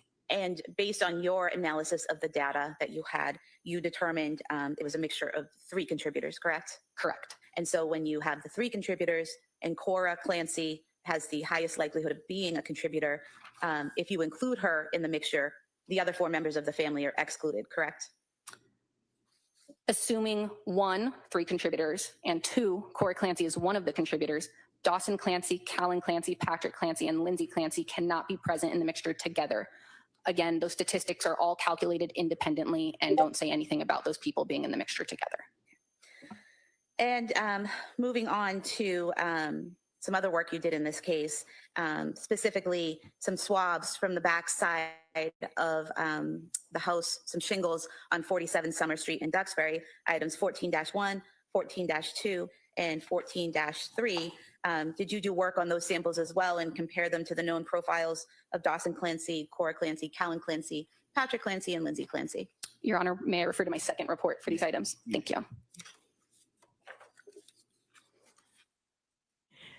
Girl, they're Yes, I did thinking work on about those items in my bologna second sandwiches for And lunch. direct your attention to item 14-1, a swab from stain B on the back side of the house, 47 Summer Street. What were your We're findings almost done. regarding Okay. Total squirrel. We're almost done with her, and we're gonna get to the nanny. that swab? The female I'll DNA slow it back profile down was for the interpreted nanny. as originating from a single contributor. The DNA profile from this item is at least 18 octillion times more likely if it originated from Lindsay Clancy than if it originated from an unknown, unrelated individual. This provides support that Lindsay Clancy is included as a contributor to this DNA profile. Dawson Clancy, Cora Clancy, Callan Clancy, and Patrick Clancy are excluded from this DNA profile. And so unlike the samples and profiles we talked about earlier, this sample 14-1, the swab from stain B, wasn't a mixture, correct? It was just one person's DNA? Correct. This was a single contributor profile. And your findings was that Lindsay Clancy is at least 18 octillion times more likely if it originated from Lindsay Clancy than an unknown, unrelated individual. The DNA profile from this item is at least 18 octillion times more likely if it originated from Lindsay Clancy than if it originated from an unknown, unrelated individual. This provides support that Lindsay Clancy is included as a contributor to this DNA profile. And so it's support that she's included as a contributor to this profile of one person, correct? Yes, there is support with a likelihood ratio of 18 octillion for Lindsay Clancy. And the other members of the family were excluded, correct? Correct. And then item 14-2, the swab from stain C on the backside of the house, 47 Summer Street. That profile was a mixture and not suitable for comparison, correct? Correct. The DNA profile is a mixture and is not suitable for comparison due to the quality of the profile. And what does it mean when something's not suitable due to the quality of the profile? This was a low-level profile with not enough information to be interpreted. Do you have to have a certain level of information in the data to make findings based on your protocols and procedures at the lab? Yes, there are protocols and procedures that determine how we can determine our number of contributors, and therefore, if there's not enough information, a profile is not suitable for interpretation or comparisons. And then item 14-3, the swab from stain D on the back of the home, 47 Summer Street. What were your findings for that swab? The female DNA profile was interpreted as originating from a single contributor. The DNA profile from this item is at least 96 trillion times more likely if it originated from Lindsay Clancy than if it originated from an unknown, unrelated individual. This provides support that Lindsay Clancy is included as a contributor to this DNA profile. Dawson Clancy, Cora Clancy, Callan Clancy, and Patrick Clancy are excluded from this DNA profile. And again, this is a single contributor, so the DNA profile of one person was found on the swab, correct? Correct. Useless knowledge. Just how we Nothing further, spell thank you. baloney. Because Oscar Mayer has a way with BOLOGNA. Thank you. Oh my God. Okay, and because we can, okay? Oh, y'all, it's been a day. It's been a day. Okay, let's zoom. Look what we got here. Counsel. Thank you. Good morning. Good morning. Could you please tell the jurors your first and last name? My first name is Elaine Rossi, Can you spell your last name for the record? ROSSI. And what city or town do you live in? I live in Kingston. What do you do for work? I'm a nanny How long have you been a nanny? for about 15 years now. In July of 2022, did you become familiar with the Clancy family? I did. Me How too. did you become involved with their family? I answered a Facebook advertisement seeking a part-time nanny position. You know, again, thank y'all for hanging out in the duck pond with me, Sheila, the Rubber Ramada. We always have to have comedy in the chaos to get through some of these tough cases. And this has been a tough one. And I appreciate every one of you being here. So thank you again. And comedy in the chaos. We got to do it every once in a while. Charlie's Angels. There you go. You tell your best friend.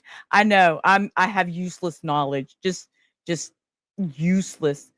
There's a whole series of books that goes in your bathroom. It's called Bathroom Readers. Who posted that advertisement? Lindsay did. And did she respond to your message? I responded to her message. Right. And so you said you were interested, right? I did. And then did she respond to you? She did. So did you have then communication back and forth with her about possibly taking on a nannying position for their family? Yes, we did. That was on July 22nd of 2022 that that initial back and forth occurred, correct? Correct. And as a result of your initial communication with her, did you end up setting up a time to come meet their family? We did. And how did that happen? Where did you meet them? I met at their residence in the backyard of their home. And that would be 47 Summer Street in Duxbury? Correct. And when you went to their home, were you able to meet the children? Yes. And how many children were there? 3. And who were they? Cora, Dawson, and Callan. And present at that meeting that you had in their backyard were also Patrick and Lindsay Clancy? Yes. And what was the purpose of kind of meeting at their home in the backyard? It was to get familiar with the kids, just for an introductory meeting. I got to hold Callan and play with Cora and Dawson a little bit and talk to Lindsay and Patrick. And so at that time, Cora was 4, right? Yes. And Dawson was 3. Yes. And Callan was an infant. Yes. Now, as a result of your kind of interview or interaction with them, what eventually happened with your relationship with the Clancys? Did you become their nanny? I did.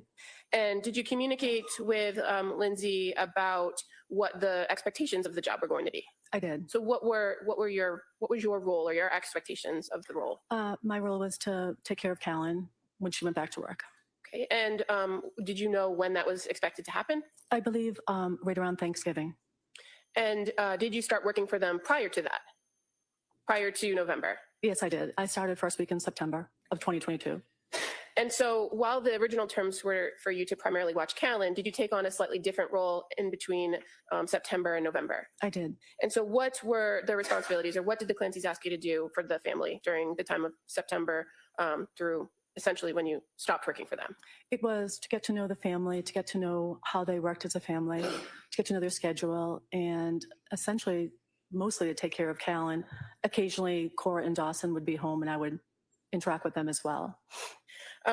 So going into it, you knew that you would sometimes be spending time with Cora and Dawson. Yes. But to your understanding, were they at the home all the time? No, they were at school.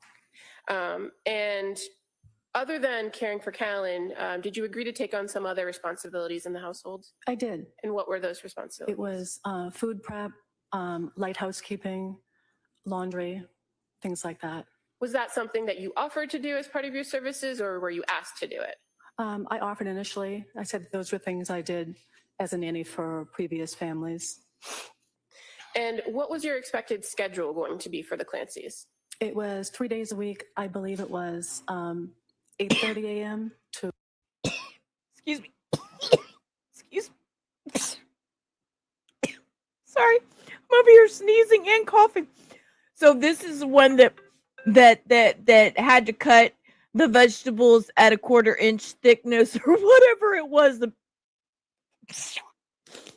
That was on that list. So this is the one that the list was made for, I'm assuming.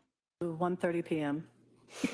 And was the 3 days a set schedule, or was the expectation Sorry. that it might change? Initially, it was set, and then it changed.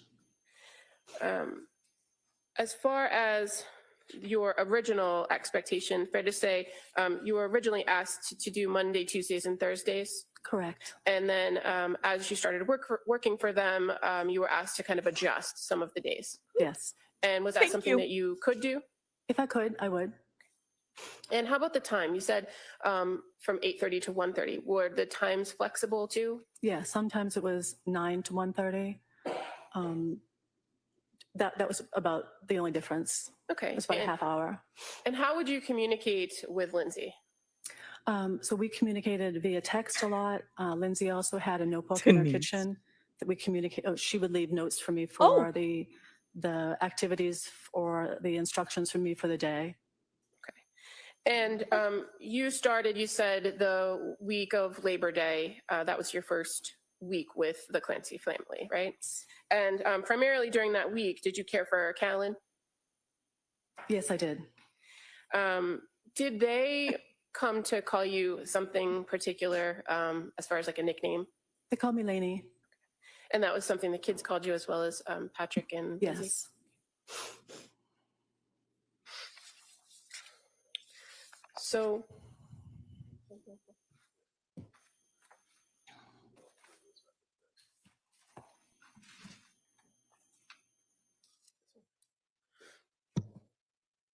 So I'm going to just show you what's been marked as Exhibit 150. Okay. Here we go. Notebook. Notebook. Notebook. Notebook. You want to just take a Who quick did look inside of Notebook? it? Oh, Ted. Blue's Clues. Okay. That's Notebook. Okay. Oh, what did y'all? I'm losing my mind. Told y'all it's been a day. The last Does the handwriting 24 in that hours. notebook look familiar to you? It does. And fair to say there's two different handwritings, right? Did you come to know one of the handwritings as Lindsay's handwriting? I thought all of it was Lindsay's. Okay, but as far as the second set of handwriting, do you recognize? Oh, it's mine. It's hers. Sorry. No, it's okay. And so is this the notebook that you would kind of communicate with her back and forth about Callan and his schedule? It is. And fair to say she left you pretty detailed instructions She did. on his care. Yes, she did. And you were aware that she was very particular about sleep and food and keeping on a schedule, right? Yes. And so that's the purpose of this notebook. Yes. But see, too, also, Jen saying this, I have OCD, so I had to write everything down, and I wanted to make When sure you would that they come did it like to I the did it. household in the morning, would you often interact with Lindsay prior to taking care of taking the baby? Sometimes if she was there, I would interact with her. Some mornings she wasn't there. If she wasn't there, was Patrick home? Yes. And did you know where she was when she wasn't there? Sometimes she'd leave in the notebook that she was in the basement working out. Sometimes she'd drop the kids off to school. And would you often see her throughout the day when you were there from your 9 to 1 shift? Yes. But there would be times when you would see her come back to the home? Yes. And in those times when she left, sometimes she had the other 2 children with her, correct? Correct. And sometimes she did not. No. At times, were you left with all 3 children? I think on one occasion I was. And would you get there before or after Cora and Dawson would be off to school usually? Most times I would be pulling in the driveway and they would be waiting to say goodbye to me or hello to me. And you're aware that they did not have school on Tuesdays, right? Were you aware? I don't remember, sorry. Okay. When you started working for the Clancy family, was there conversation with Lindsay about Callan not taking a bottle? I don't remember that. Did you often feed him a bottle when you were caring for him? I did. And do you recall at one point that you actually videoed Callan taking a bottle and sent it to Lindsay? Oh, yes, I did. Yes. And that would have been on September 9th, correct? Yes. At this point, Your Honor, I'd like to just play a short video. Really, I object. I don't have a, let the jury see the video. Can I see? Oh, she wanted to play a video and he said, let's go over here.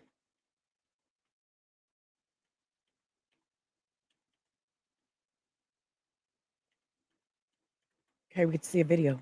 I see it. I seen a little piece of it. Fast forward. Zoom, zoom. Zoom, zoom. Okay. Oh. Ms. Rossi, is that the video that you took of Callan? He's loving it. Oh. Ms. Rossi, is that the video that you took of Callan taking the bottle? Yes, it was. And fair to say you sent that video to Lindsay Clancy on September 9th of 2022? Yes, I did. At this point, I'd move to admit a copy of that clip as the next. With no objection, that may be. Microphone, ma'am.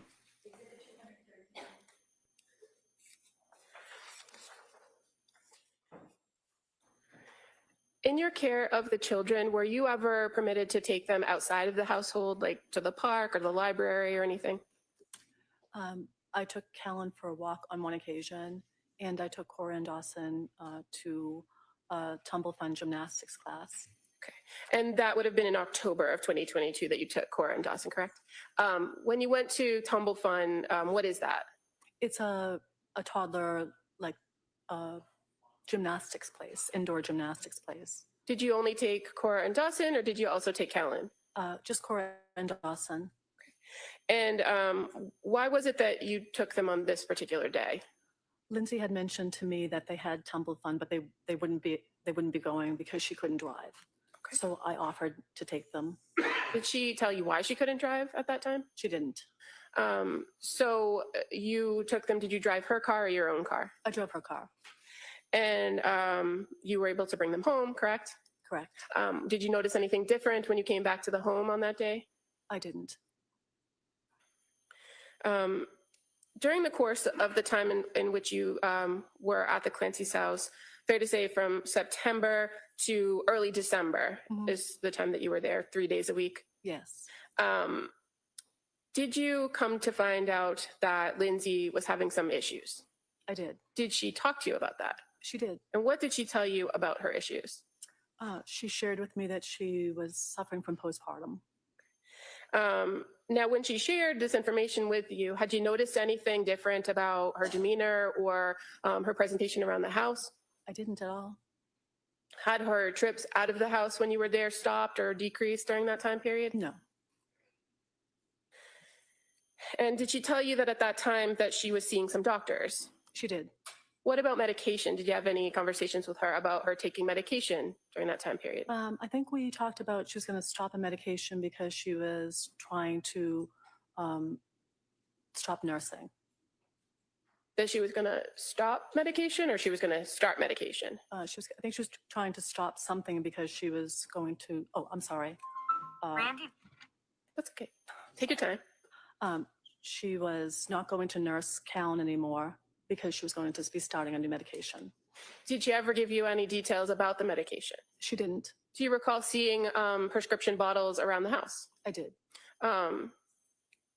Did you ever learn from Lindsay that she had gone to the emergency room in November of 2022? No. How about going to the emergency room in December of 2022? No. Did anything about your arrangements with coming on the 3 days, caring for Callan and sometimes Cora, did any of that ever change because of what she reported to you about having postpartum? Only at the end of my time with them. Okay, we'll get there in a second. But did you have the occasion to observe her interacting with the children? I did. And did you have any concerns about her interacting with the children? None at all. She was a wonderful mom. Did she have any further conversations with you about maybe more specific sleep or sleep issues that she had been having during the time period you were nannying for them? She did. And what did she tell you about that? She told me she was having difficulties sleeping and that she was sleeping in Come the on, basement. come say hi. Come on. Come on. Now, when you would watch Callan and she would be in the basement, would you often see her in the basement? No. And one of the things you said that you sometimes did was do some laundry, right? I did. And where was the laundry in the Clancy house? It was in the basement. And so you'd have to go through that living room area down there where the couch was to get back to the laundry room. Yes, it was in the back. How about working out in the basement? Do you recall if you went down the basement stairs to the right that there'd be like a little area where there'd be weights and that kind of thing? Did you ever see her working out there? I don't recall if I did.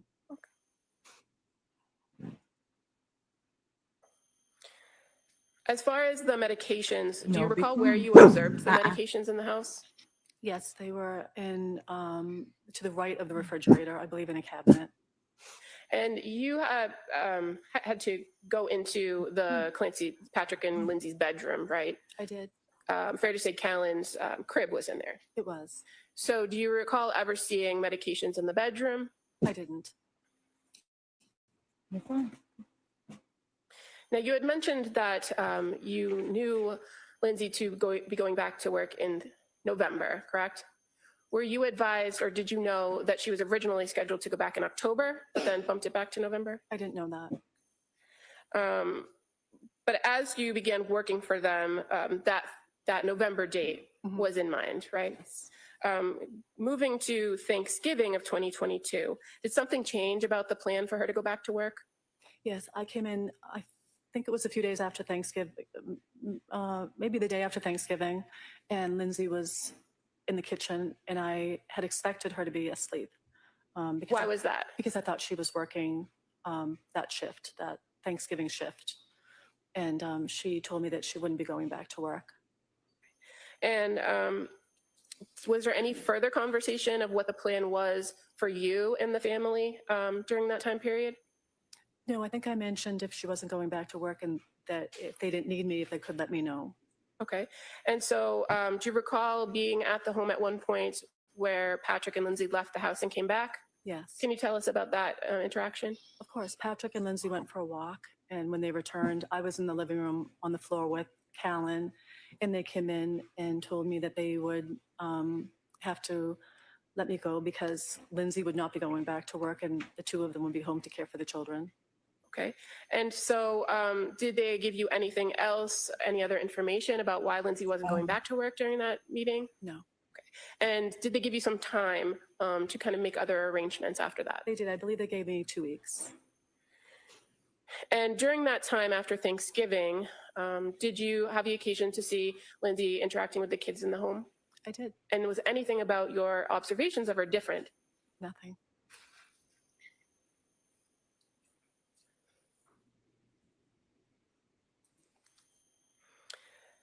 Now, the kids themselves,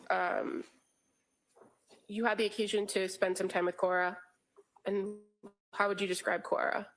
Oh, Cora was a girly girl who loved her babies very much. She was very sweet, and she loved arts and crafts and loved playing with her Fresh Mart, which was a little children's supermarket.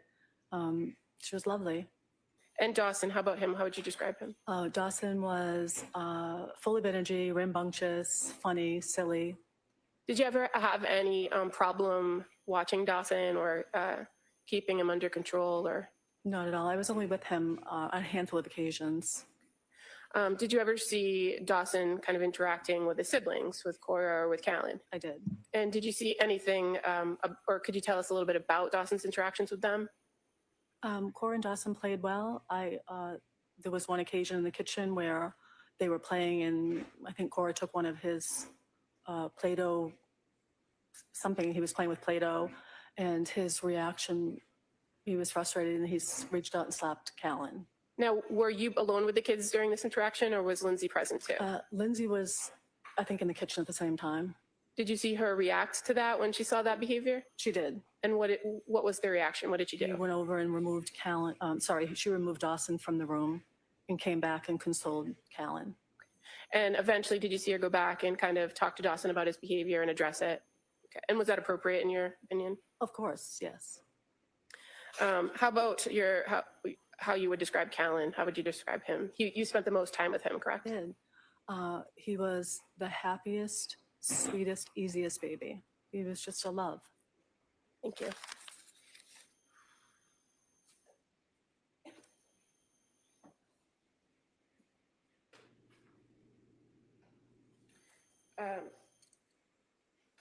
If Lindsay had told you in one of these exchanges, and again, you exchanged mostly either in this notebook or via text, right? Correct.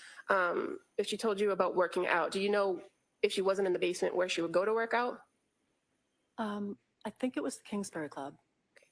And as far as when you stopped working for them, do you remember exactly when it was? You said maybe 2 weeks after I think Thanksgiving. it was December 8th or December 10th.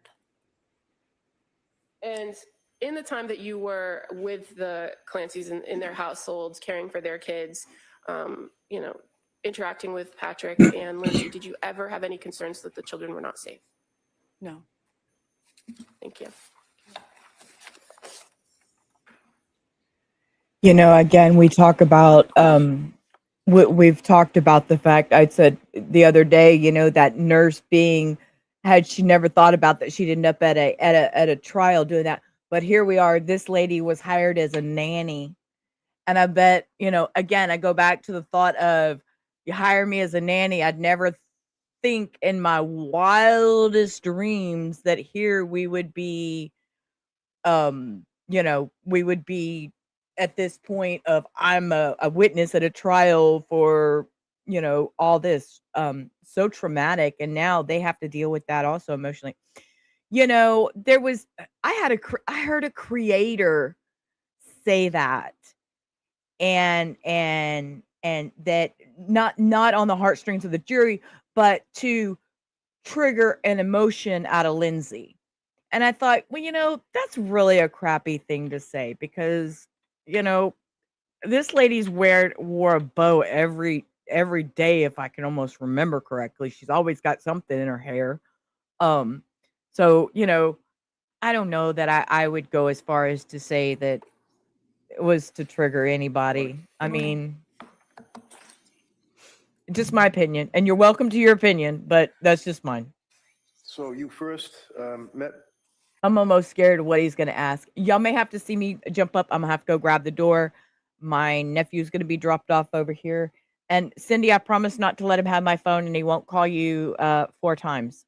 Lindsay and Patrick and the kids in, was it July of 22? Yes.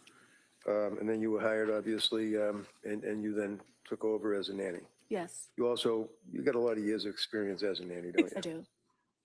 And this was that you wanted to kind of pick up some more hours, and that's why you fortunately reached out to the two of them and ended up taking care of those kids. So from July until, what was it, November after Thanksgiving, or was it early December that they had the walk, and then they came in and told you that she was going to Early December. Early December. And you all left on good terms, right? Oh, wonderful terms. Yeah. I mean, you guys stayed in touch with each other. You texted them Christmas, things of that nature, right? I did reach out to Lindsay to wish her a Merry Christmas. Did she respond? She did. Would you agree that on March 1st of 2023, the state police interviewed you for about a half hour or longer about your observations of the Clancy family? Yes. Do you recall that the trooper, were there one or two of them, if you remember? I believe there were 2. Yeah. Do you recall the trooper asking you questions about your observations of the Clancy family, with particular focus on Lindsay? They were asking you about how well you knew her, what you thought of her, what she did as far as a mother in your presence. I'm sorry, I can't really hear you. I apologize. They wanted to know what kind of a mother she was, right? Yes. And you were able to respond to that, right? I did. They also wanted to know any observations that you had about her use of prescription drugs, right? Yes. And you were forthcoming on that as well, right? They also wanted to know whether or not you observed or she made any statements about any symptomology or symptoms that she might have been having that were causing her difficulty, right? Yes. Do you recall indicating to the troopers that, in your opinion, that she was a loving and a doting mother? Yes. Can you tell the jury what that means? I mean, what did you observe about what did you observe about her as a mother interacting with her kids? I observed a wonderful mom who loved her kids, she was very concerned with their safety. She was very concerned with Callan's eating and sleeping. She was a wonderful mother. And the district attorney asked you questions about what apparently is Exhibit 150 in this case. And that's the book that she would write notes to you on, and then you would on occasion write notes back to her. Is that right? Yes. So when the district attorney asked you to identify her writing, so like also there were like photographs like that in the book as well, right? Mhm. You know who would draw that? Would she draw that or would you draw I that? think I drew that. You do that one? Yeah, I think so. And for example, Thursday, September 29th, it says Callan last fed time, put him down for a nap at 9:35 with a smiley face. We will be home, clean the clothes in the dryer if you get to it. And then up Callan up at 10:45. And then some scribbling mark on the bottom. That's an indication of the type of notes that she would leave for you. Correct. Would she also leave notes for you to the effect of cutting up sweet potatoes and cutting up celery and things in 1-inch squares so that the kids can eat? Yes, food prep, yes. Did you find that to be overbearing or Well, not at all. you didn't find that to be controlling, that she was trying to exert control over you, did you? Not at all. Felt that was appropriate for her to tell you about cutting up of the vegetables and squares and things? Yes.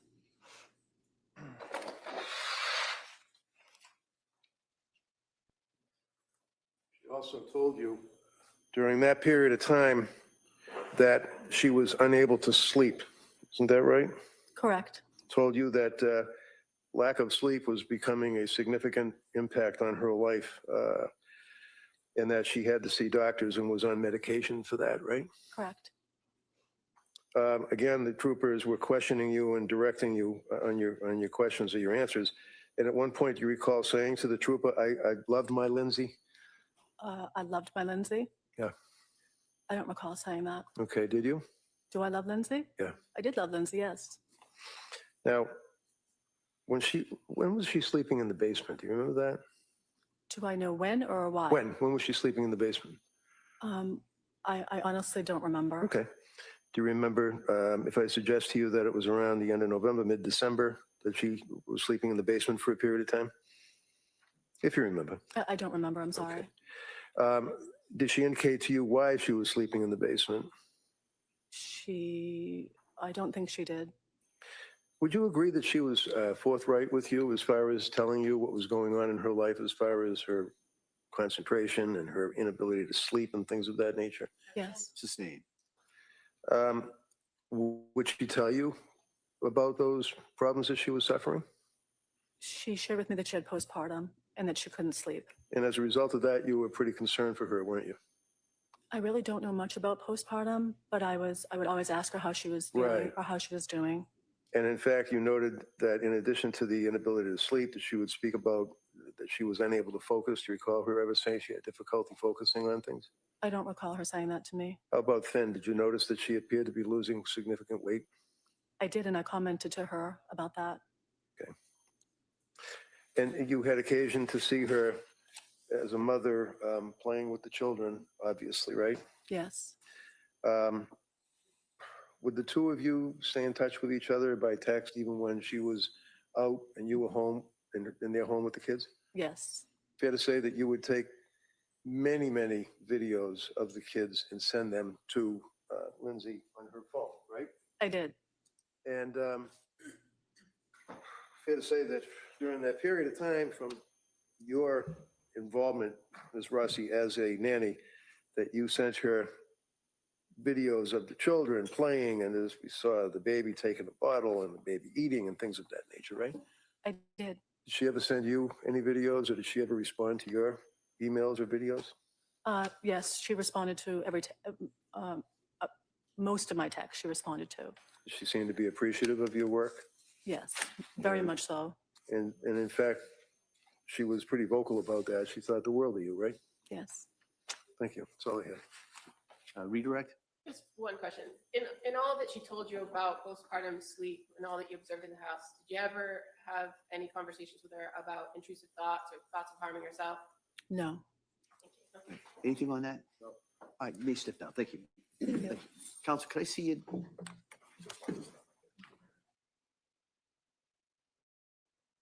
Okay. Okay, that's going to end out the They told you we're not day. come back tomorrow at 9 o'clock. Anything? Back tomorrow at 9 o'clock. So their 9 o'clock, you know what 9 o'clock their time means? That means noon my time because we skip all the bull crap. We jump through all the breaks. We skip through all that. If you like the stream, please share it out and let everybody know.